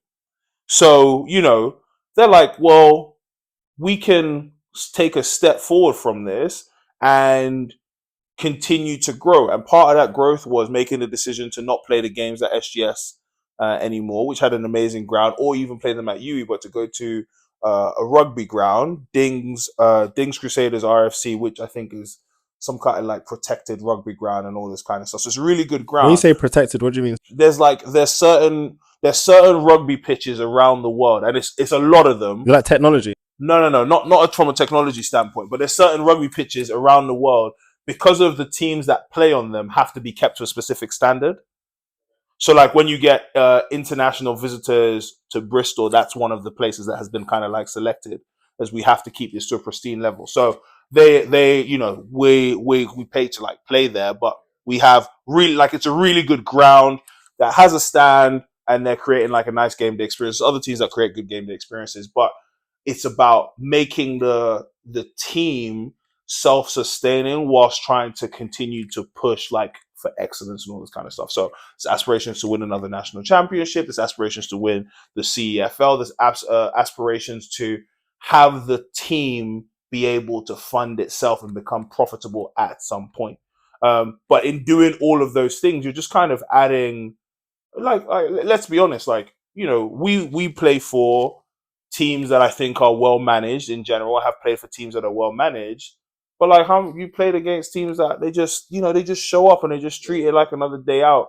And I think there's been a bit of stagnation in British American football for so long, where we're always looking across the channel to be like, but the league in France, but the league in Germany, but the league in Austria, Very true, the very league in valid. Finland, all of these, you're saying we can't do that? And, you know, Elliot coming on board and basically saying, we can't wait for anybody else to kind of push us forward.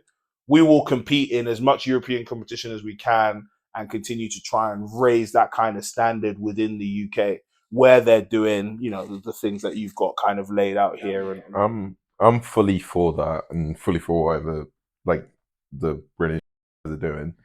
But do you think that then creates like another disconnect where, because you guys have the funding to back that, not a lot of the teams are going to have that. So and that could cause, like, do you think that won't create like a divide between?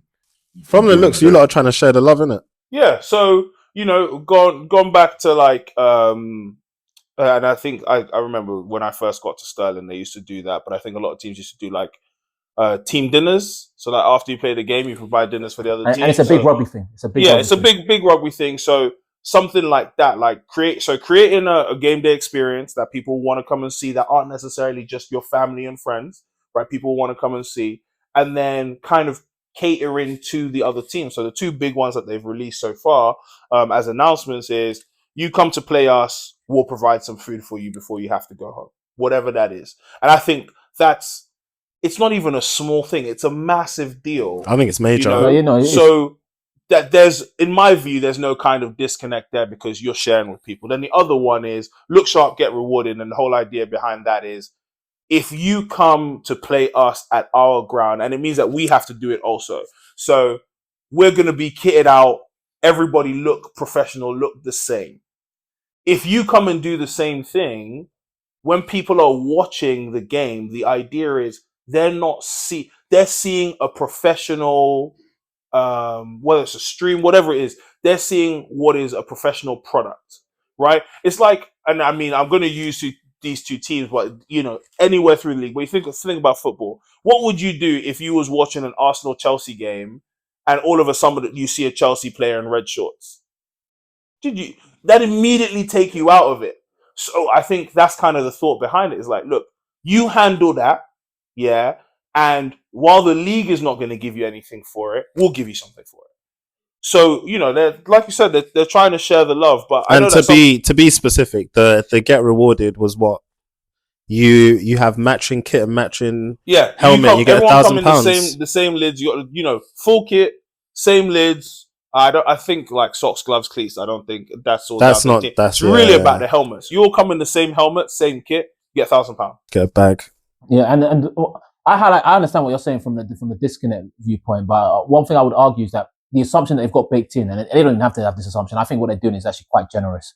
Is that like, just because others are here, if you wish to get here and you push to keep going higher and higher and higher, and they either feel hard done by or like, oh, we don't have this, and they want to stay here, the onus is not on you to drag them up. They're very much trying to do like, we will lead, and we want to be here, but we understand for the British American football scene, we ideally want others to also come up with us. They might not meet our standard, but they can aspire to this. And not only can they aspire to this, we will give you stuff that will help you leverage it if well managed to try and be better than you were. Like, for example, the £1,000 is not like, that is a lot of money to any club. That is a lot of money to any club. That is a lot of money. I know clubs that will play you guys just so they can get the bread. 100%.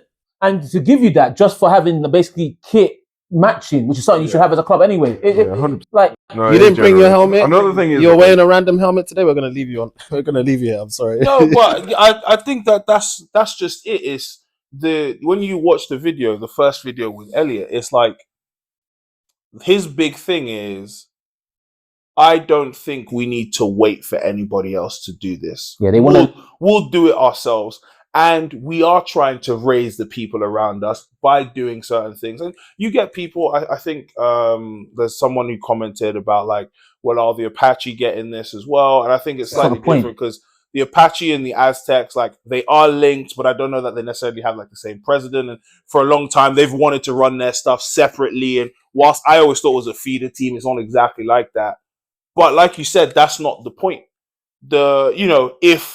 If all of a sudden you're getting a whole bunch of stuff for the Aztecs, like you're attracting people to it, but also, like you said, a grand for everybody having the same helmet for the club. Something that you should have. Something that you should have, yeah. And you weren't gonna get when you eventually turned up. Yeah, because you're going to turn up. If you guys are running it as like a properly like sustainable system, other investors will look into the leagues as well. Yeah, that's what I was going to get at. Teams as well. So yeah, and what I think they partly understand is that like because they could go on this journey alone, and it might end up in the case where it ends up being that they're on this journey alone, and they might leave the league or do something else in order to continue being sustainable. But they understand that it is no good being a big fish in a tiny pond. Yeah. And not having them grow alongside you, because the product is about being competitive and everyone being of a certain similar standard. So they're like, okay, cool, we will lead and set this sort of standard, and you can aspire to match this sort of standard. But not only can you aspire to match sort of standard, we will give you resources that you would never have and arguably have no right to, in order that if you are serious about what you say you're serious about, looking to be the best, looking to grow your programs, looking to be these large things, that if you leverage that, it won't be easy, but you have a better chance than you had currently in the current stagnation of the league. And they're showing that it's possible. Like if this all comes to fruition, there's no reason why these are going to come to fruition. No, sorry, I mean like the bigger. Yeah, if this bigger picture comes these are going to come to fruition. No, I don't doubt that will, because like you've mentioned, the money's already there. The money's so the seven, let's just call it $7,000 to cover this, already there, ready to go, right?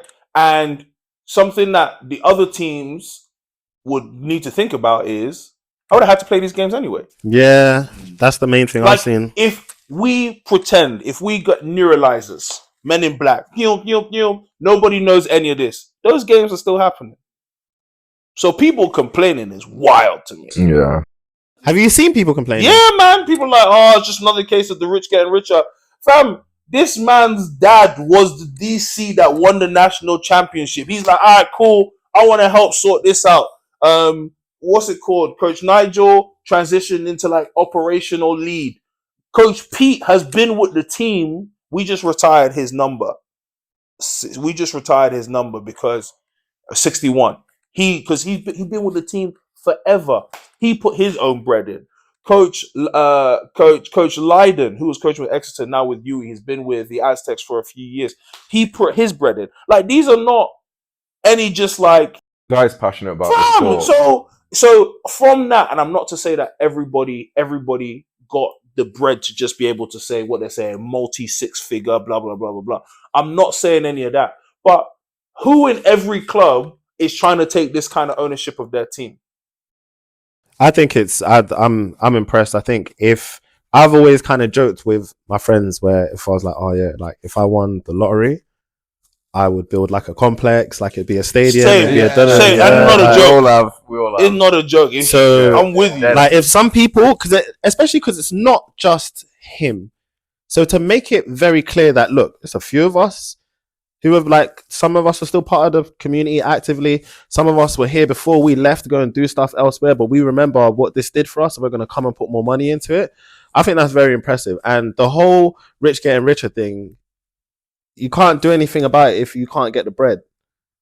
And if they can, they're going to pump it into the system see. But once again, it don't have to be, you know what I mean? Like, think about, and then where you guys went to uni. I just did my alumni day at Sterling. Yeah, I've seen that. Right? And part of the alumni day is we wanted to start back up the alumni fund, which is just like £5 a month for guys, you know, you've been working for a while, you just pay £5 a month. If enough people pay £5 a month. So that's two teams that I've been a part of where in some way, shape or form, they're trying to find a way to elevate something that they have by looking at outside resources. Like, who can help support us? not that everybody will have, you know, £1,000 to give, £5,000 to give, £10,000 to give, but people have come through teams, taken, and then left. Just take, and then left. There's got to be somebody who wants to give as well, right?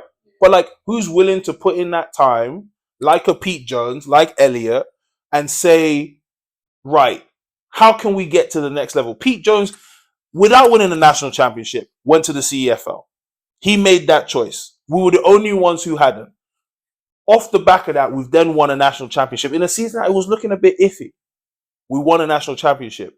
And he could then sit down and be like, yeah, you know, people are going to come to us because we won the national championship, because that's how it works. That's true. You guys won a national championship. You got players join you. Manchester Titans won a national championship. They had people join them the first year, join them the second year. The only thing is, after the second one, some people retired as well.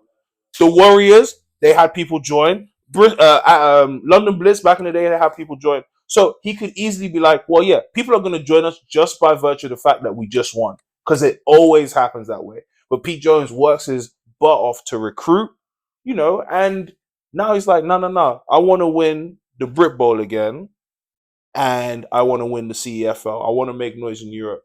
Then I want to have this team, like, we have a good game day experience, but I want more eyes on this. I want us to make money from this so that, you know, like, we don't got to put in as much bread. It becomes self-sustaining, and then you as a player, like, you guys play at Coventry, like, you can't play at Butts Park, and I think that's sick because of the number of people that you get. But imagine you sold out that crowd. Like, imagine the entire stands were full to watch you play American football, the sport that you love. And then imagine, as somebody who's managing the team, they're like, yeah, every one of those seats that we sold. How many seats are there? 500? Yeah, I think it might be like 500 seats. 1,000 maybe. Sure. We made £5 on each ticket. And then the next year you come back and play. Oh yeah, subs that were 250, 100. Yeah. Then the next year you come back and play. Hold that. You're not playing, you don't have to pay any subs. And then the next year that you pay, oh, if you drive here from outside of a 50-mile radius, we'll pay you expenses. Just to help. We'll subsidize it. If you're local, we'll subsidize something. Then all of a sudden the next time, you know what I mean? Like, that's what they want. And imagine if you had 10 teams trying to do that. What would our league look like? What would the division look like? What would all of that stuff look like? So I just appreciate that somebody's talked about it and been like, I bet I got 5K. What you got?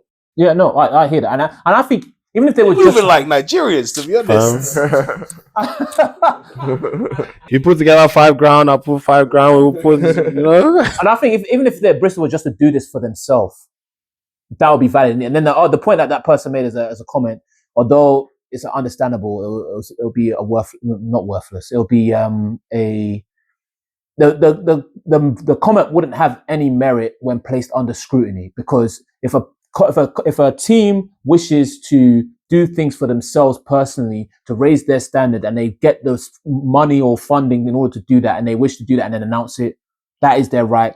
That is what you'd expect of someone pushing that wants to be better and better in themselves. Yeah, so if you comment about it, like, it's a different kind of hater, man. Yeah, different kind of hater. 100%. Because if it works, it's just a net profit for everyone. I don't see how it's going to take from anyone. People are entitled, bro. The person said, I assume that all of this is going to go for Apache. And you're like, why would you make that assumption? Not that I wouldn't love for it to happen with Apache, but the Apache have to get to a specific level as well. Why are you even talking about it happening to someone else? Like, no one said this investment is for you. Do you know what I mean? Like, it's for the Aztecs. People like to watch other people's pockets, bro. There is a level of entitlement, and people, all of it, you just feel like, oh, well, something good is happening. It's got to happen to me too. But what did you put in, bro? Do you know what did you put in? And even in this situation, I can sort of understand that mentality when it's put towards BAFA and the governing body, because that is their job, is to leverage the entire This thing. is what I'm saying. But when it's put towards an individual entity or club, in reality, like, I think that I don't know if they did look at this, but they might have looked at the, that sort of like splinter league that was almost they looked to create but didn't go anywhere. That UK AFL American Football League up in the north where they had like their own brand and so on and so forth. Like they had these grand visions for like a standard and what they wanted, and they were pushing towards it. In the end, they didn't have the resources, but I don't think it should detract from the idea in which they had. One of the things I don't think they were necessarily best at, and it seems as though Bristol are trying to do compared to that, is that they were very much like, we're looking to do this. This is what we want to push forward. If you want to get on board, come join us and we'll look to bring it up. While Bristol are like, we're looking to go here. We understand the importance of the pool in which we're in also being here. Like, if you guys say you are what you're about, which is being competitive, being the best you can be, looking to progress the game forward, fine. We're not going to make you do that. We're not going to force you to do that. But if you're doing that, you're looking for avenues to do that. And in looking for avenues to do that, we're actually going to give you financial support if you can meet these metrics, which is completely their right. Like, if you're going to give someone money and you say it's based on this, and what they're asking for is very simple, then you can now use that and leverage that, assuming that you're running your program properly, in order to try and achieve the goals in which you wish. And that is more than you can actually ask for, personally. I personally think that's more than you can actually ask for. Bear in mind, like, so you guys are outsiders to the program. I've seen the vision that they've got through 2028. These men are serious about what they want to do. Whether it happens or not, yeah, you got to think of it like think of this like not even The Apprentice, but think of this like you got to pitch your business idea. Lion's Den, that's what it's called?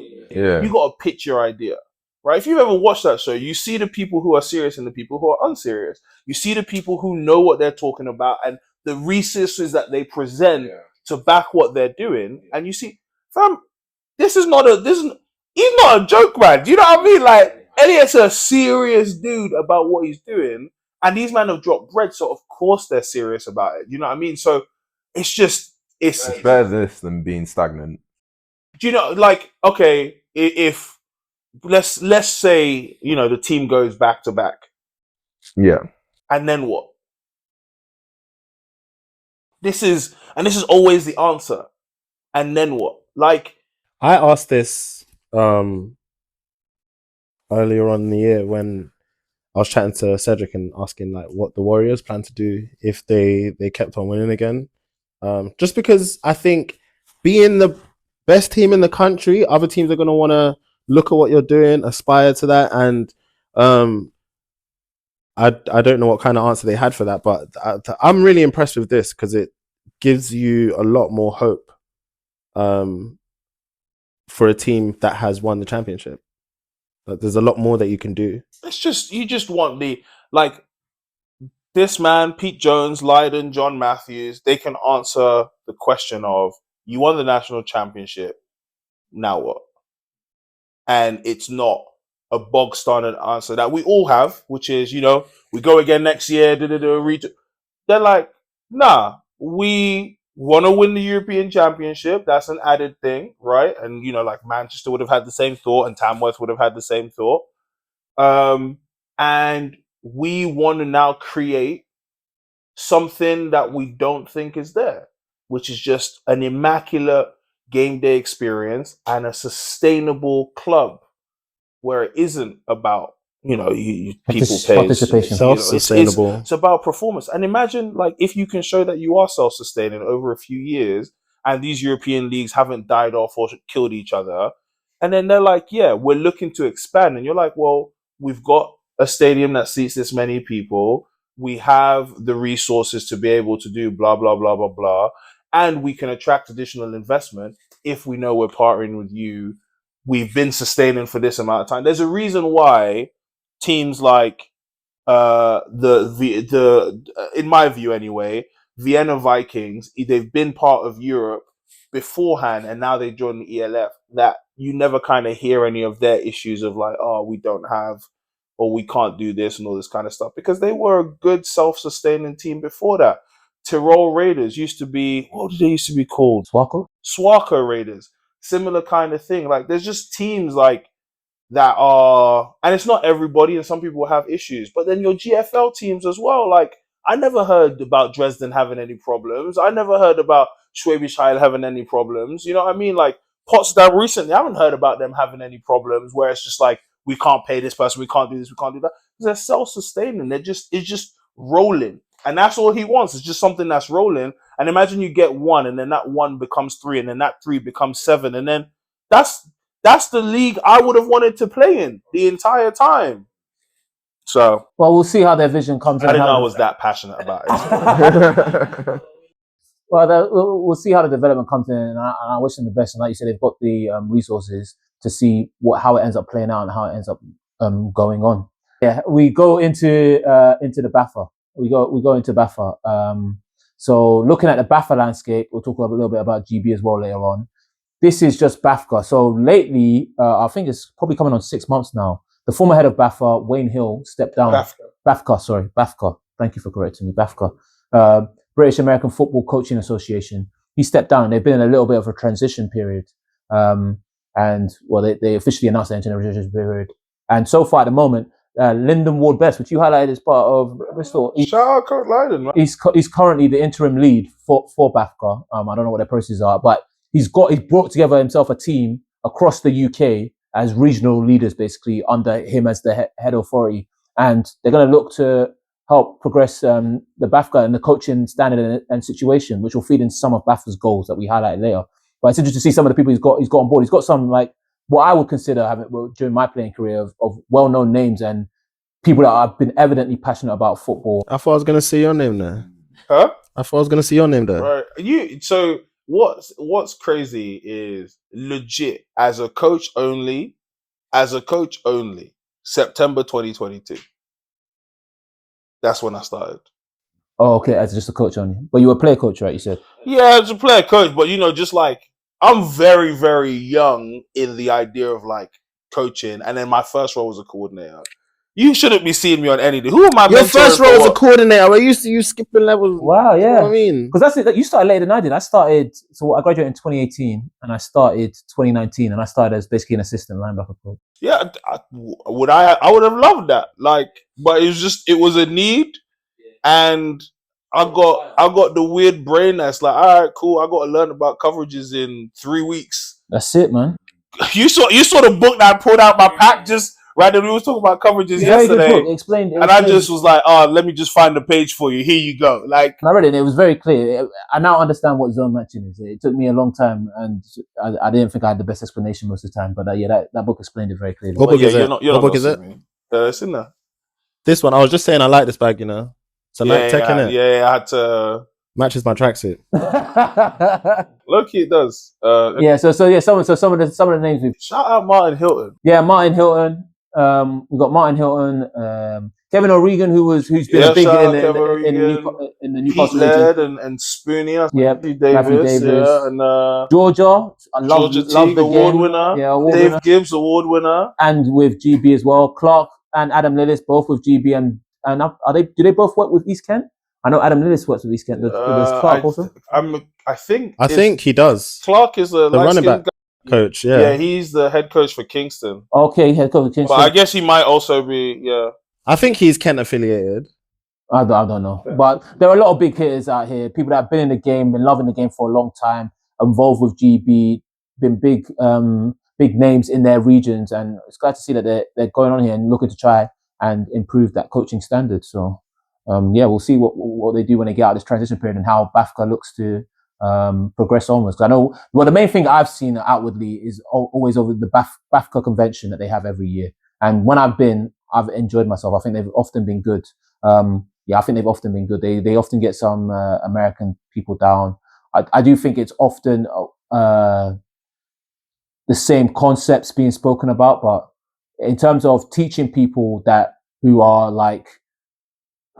have a passion for the game, but not necessarily students of the game, such as yourself. I think those things are very good because it's a way that you get the community together. Listen, Laurie Locust was there a couple of years ago. She's been a outside linebacker and D-line assistant. She was with the Titans at the time that she was there, man. She talked through like pass rush menus. And she's talking about your power menu, your speed menu, your counter menu. I was taking notes. That's it. No, well, I still use all of that stuff till today, man. So they'd be getting some good people to speak. No, so it's excellent. So I look forward to seeing what they end up doing in the BAFCA situation. And now looking at BAFA, now the point I was going to make where I said red bus is coming twos. So we had the Bristol talking about their sort of strategy and development for the league and what they're expecting.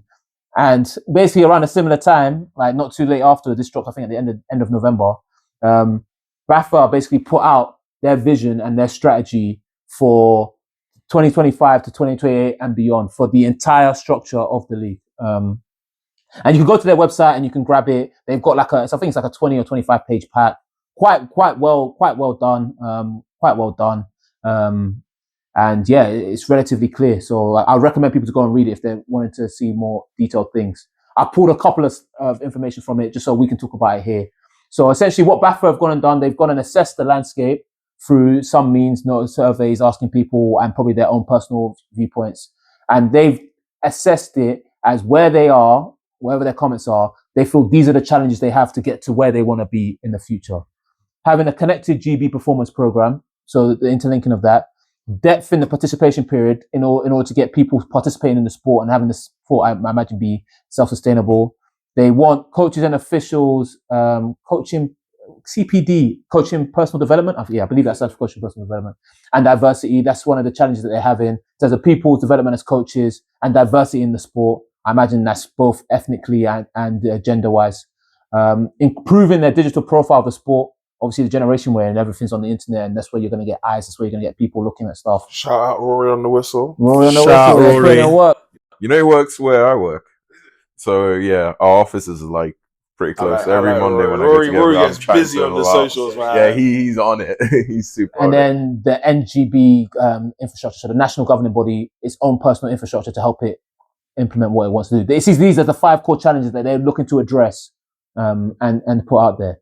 So how do you guys feel about these? Do you feel like these are relatively obvious core challenges? Do you feel like some might be missed? Do you agree with these challenges? Like, what are people's thoughts about like what they feel are the struggles that they've got to try and address? I have complained about BAFA for years, and I think everybody has. I am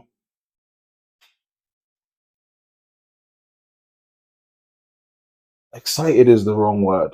I am intrigued by the direction of travel. Okay. I'm intrigued because, I mean, it won't be the first time that, people have tried to make changes and all that kind of stuff.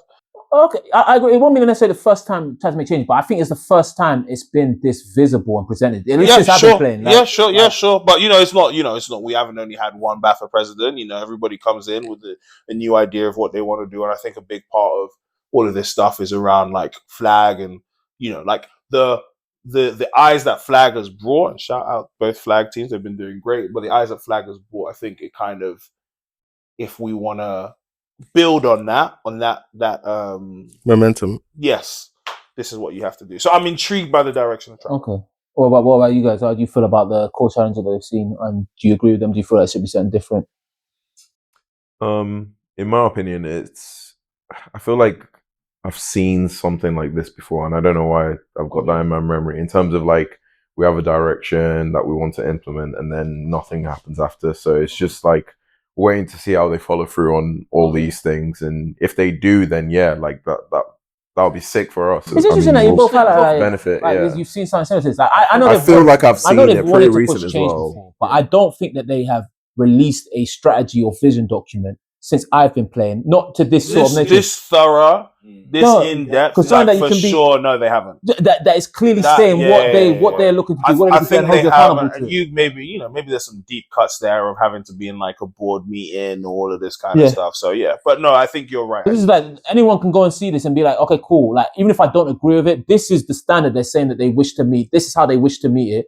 You can hold them accountable against this. And if you're looking to leverage stuff from the governing body, it has to be via this if you want to leverage that. Because I will say all of these talking points are like broad enough that you end up capturing a whole bunch of stuff.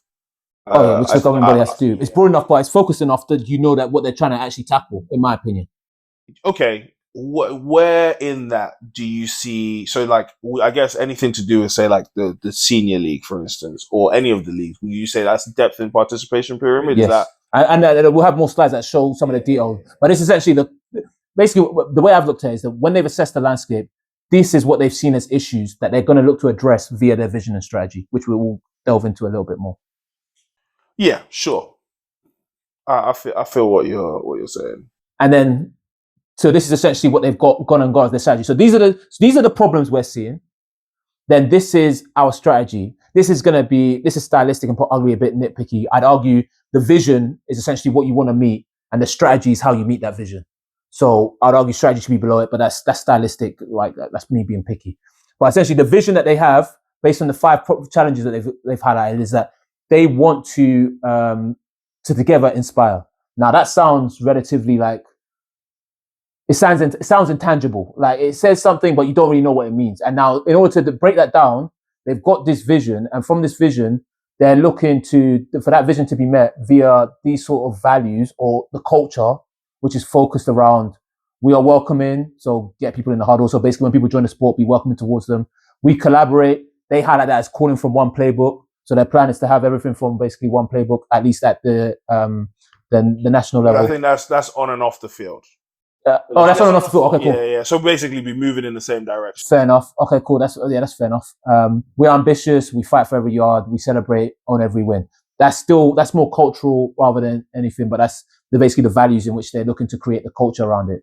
And then the mission, one game, one path, the way I've looked at it, seen it, is that this is essentially the thematic thing that links the goals, in which if you achieve these goals, they will meet your strategy and lead to the vision. So the thematic thing that they have that's linking their goals on and off the field is that the idea is one game, one path.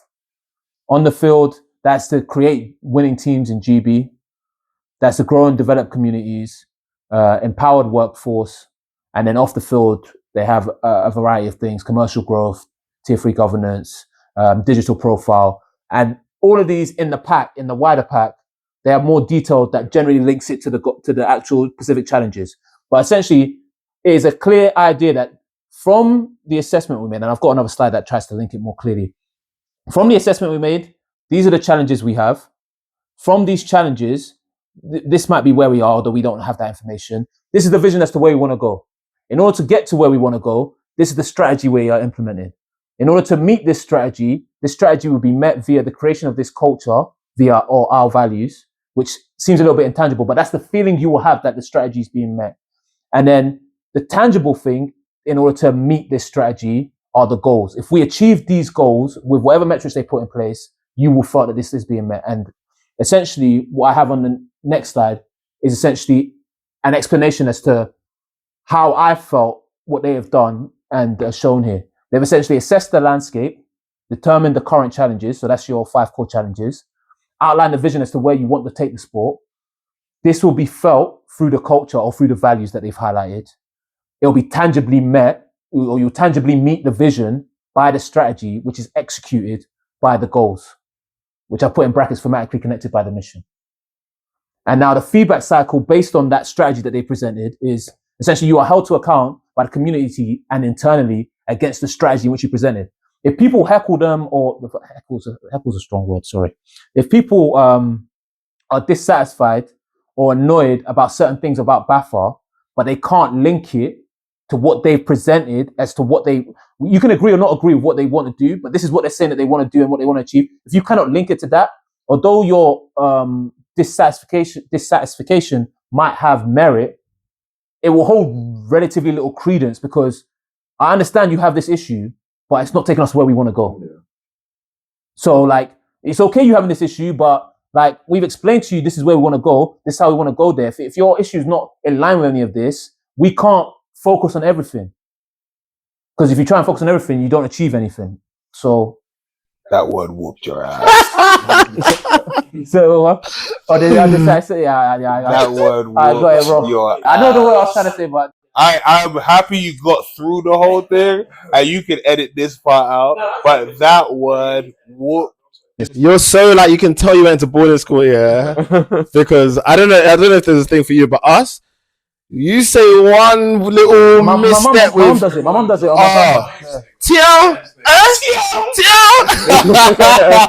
It's a nice even, thing. even as I was saying it, I know I'm getting the word wrong, but I can't figure out what the correction is. And I know people get what just so you know, when you're out in public, you do it all of us a good service. Dissatisfaction.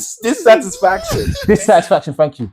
The word you looked at me and I was like, oh, no, he said it, and I'm staring at the camera like this, and I was like, No, but you man should have corrected me. No, I didn't want to interrupt. I didn't want to interrupt you. was you. fighting You your were the battle, first bro. thing. Yeah, You was fighting. I knew the word was wrong. I knew the word was wrong. But I couldn't figure out what it was. I'm not. Like you're my brother, bro. Like sometimes I I know. Sometimes we can fight our own battles. I heard it, and then I looked at T and T. Yeah, I did this and that. Yeah. So getting back to this. So yeah. So the hold account internally and against the strategy. So from the BAFA or the governing body side, they will present the argument that they are meeting and progressing against the strategy via metrics or whatever, and people might push back and say that they're being. People will hold them to account. When they're being held to account, they'll present the argument that they're meeting or progressing against the strategy. That will be fed back to the people that are holding them account, and you have this cycle constantly going back, and hopefully people are happy. And then at the end of the period, they might reassess it and decide that they want to change that. But until that period, you basically just have this cycle. And I personally think this is quite good and quite professional. Like, it's essentially what you expect from a business. Like, even in my workplace, it's essentially when we got a new CEO, essentially what he did. Came in, assessed the landscape, stated that there's these problems. This is what we're going to look to achieve. This is what we're going to look to target. Like a business, in most cases, shareholder value. And he says, I am successful if I meet these things. If the share price starts going up, I can be successful. People might not agree with it. People might not like it. But this is what we have defined as important. If you want us to take on your points and actually look to address them, it has to be related to our overall strategy. If it's not, we understand it, but we can't do everything. So, yeah, I'm with you. I think it is good and nice to kind of see.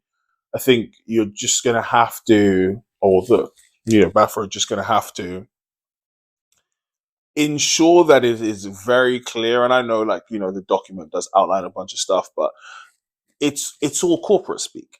Let's be completely honest. Just so it's corporate speak in terms of, and you do need to have something that's professional.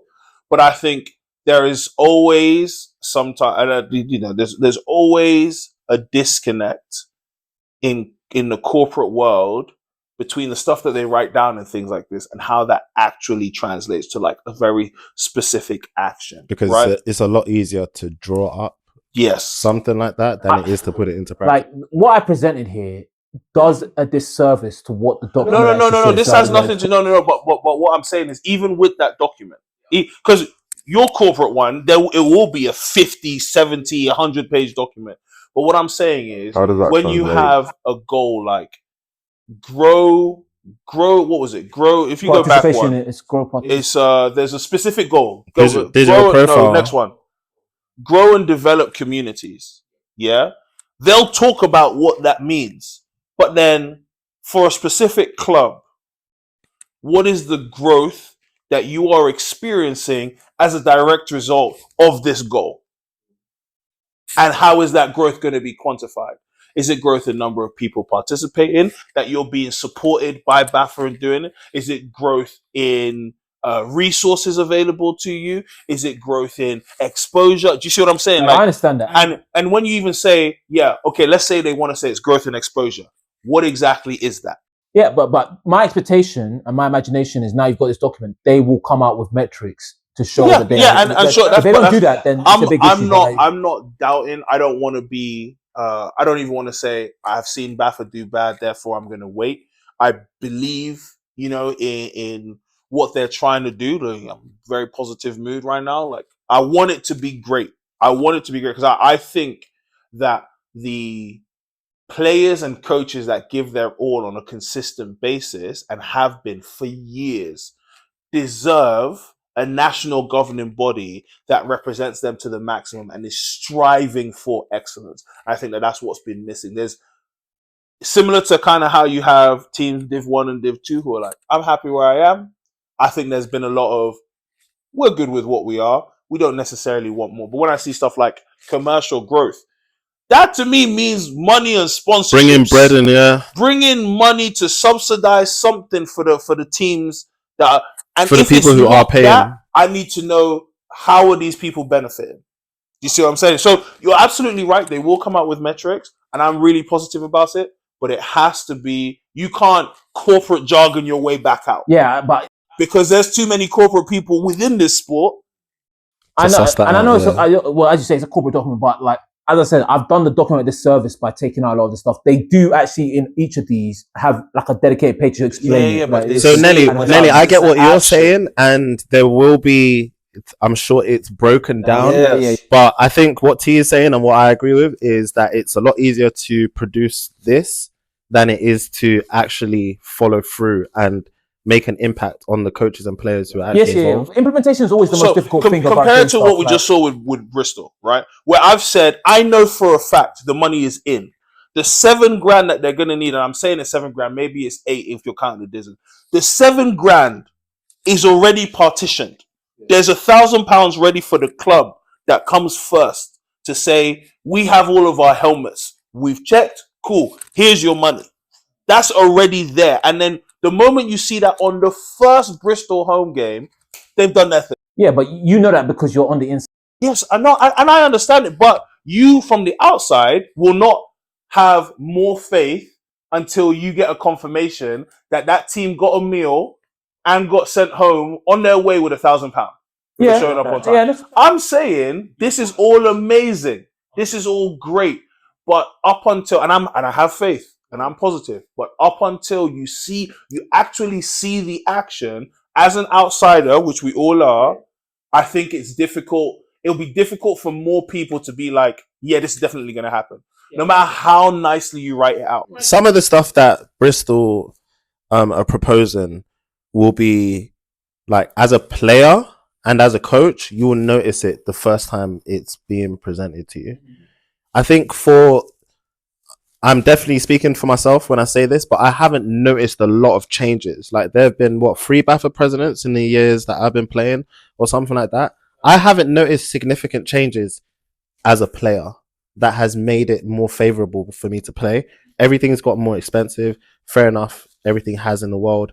But aside that, I won't say the coaching's been improved. I won't say anything logistically has improved. Like, I can't necessarily point to anything that BAFA themselves have done that my coaches or the people running the team have done for me to make it seem like this is going to excite me. But if you're telling me that certain guys are going to turn up to a game, which we do, I can visualize myself showing up to a game, and you're telling me if I do what I already do, I'm going to get a bag.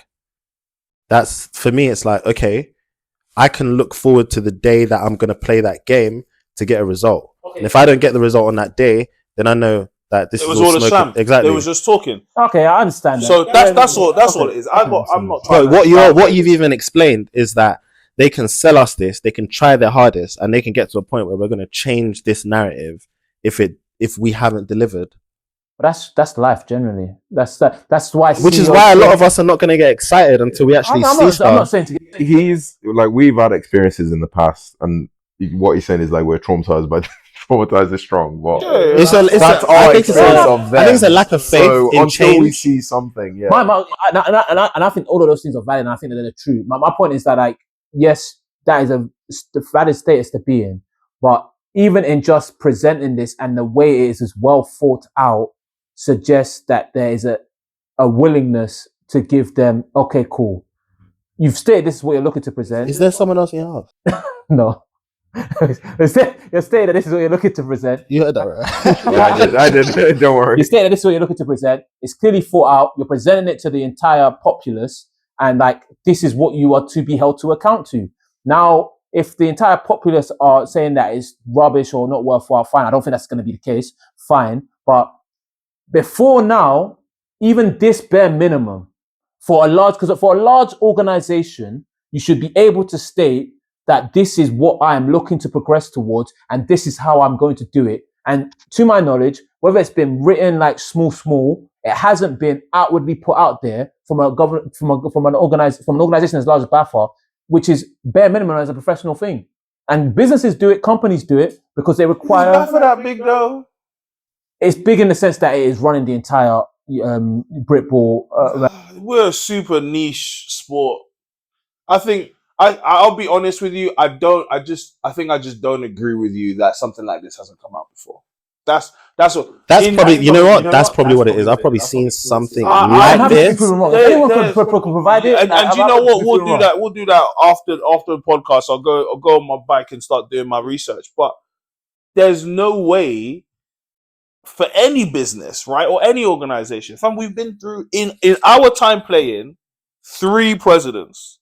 What? 3? I thought we had 2. We've CEOs. had 3, bro. We're on our 3rd. Chad, Pete Ackley. What sports? Huh? And who was the one before Pete? I can't remember his name. But So what was it? It was tennis and badminton.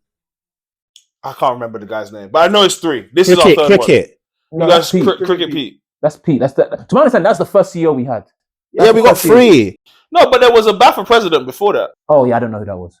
But that's what I'm saying. When they converted the role into a CEO for whatever yeah, reason, but where we've been playing and there's been leadership and it's been a leadership is that it all comes basically down had to the same leadership. numbers. So, but once again, I'm super positive about this, and I do like the way it's been presented. I want to say Rory is a big part of like the visual representation of BAFA. Yeah, he does an excellent job. So shout out Rory. Sorry, when you look at that, what was it, 5 points? Yeah. I saw the online profile and I was like, all right, cool. That's being dealt with. That's something I can see. Yeah, and I know who's doing it. This is also still Rory, though. I think. I won't doubt. I don't doubt it would be. I get what you're saying. That's one thing that I can see it. I can see it, and I like it. 2023 BAFA socials versus 2025 BAFA socials. My gosh.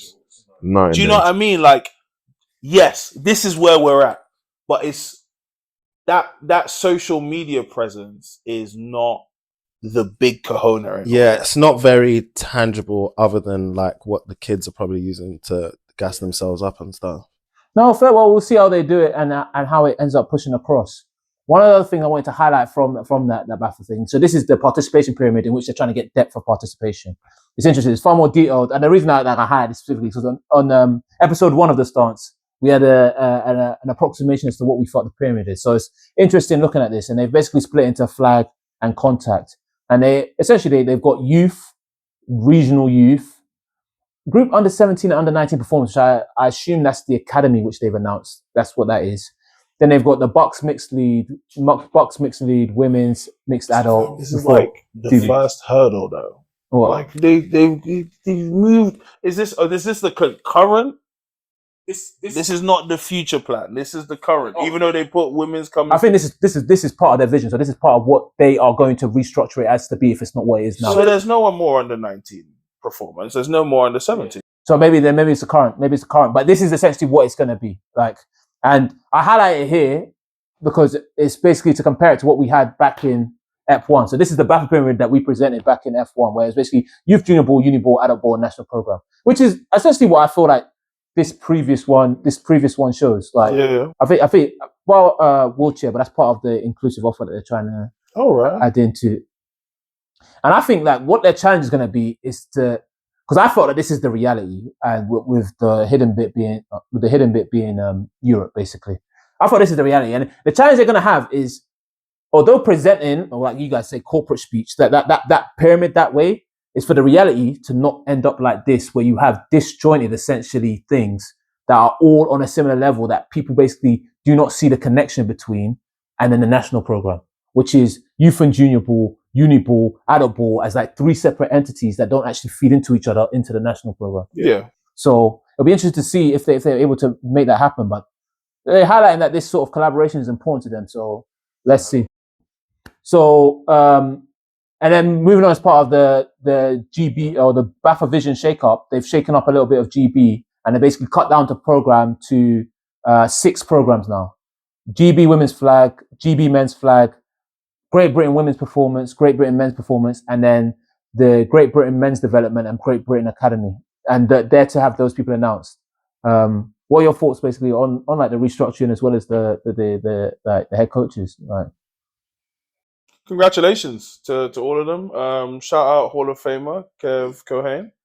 I think there's somebody that a lot of people will follow, and had a great career. I think he played for Farnham Knights, London Warriors. Obviously, I think he might be one of the most capped GB players as well.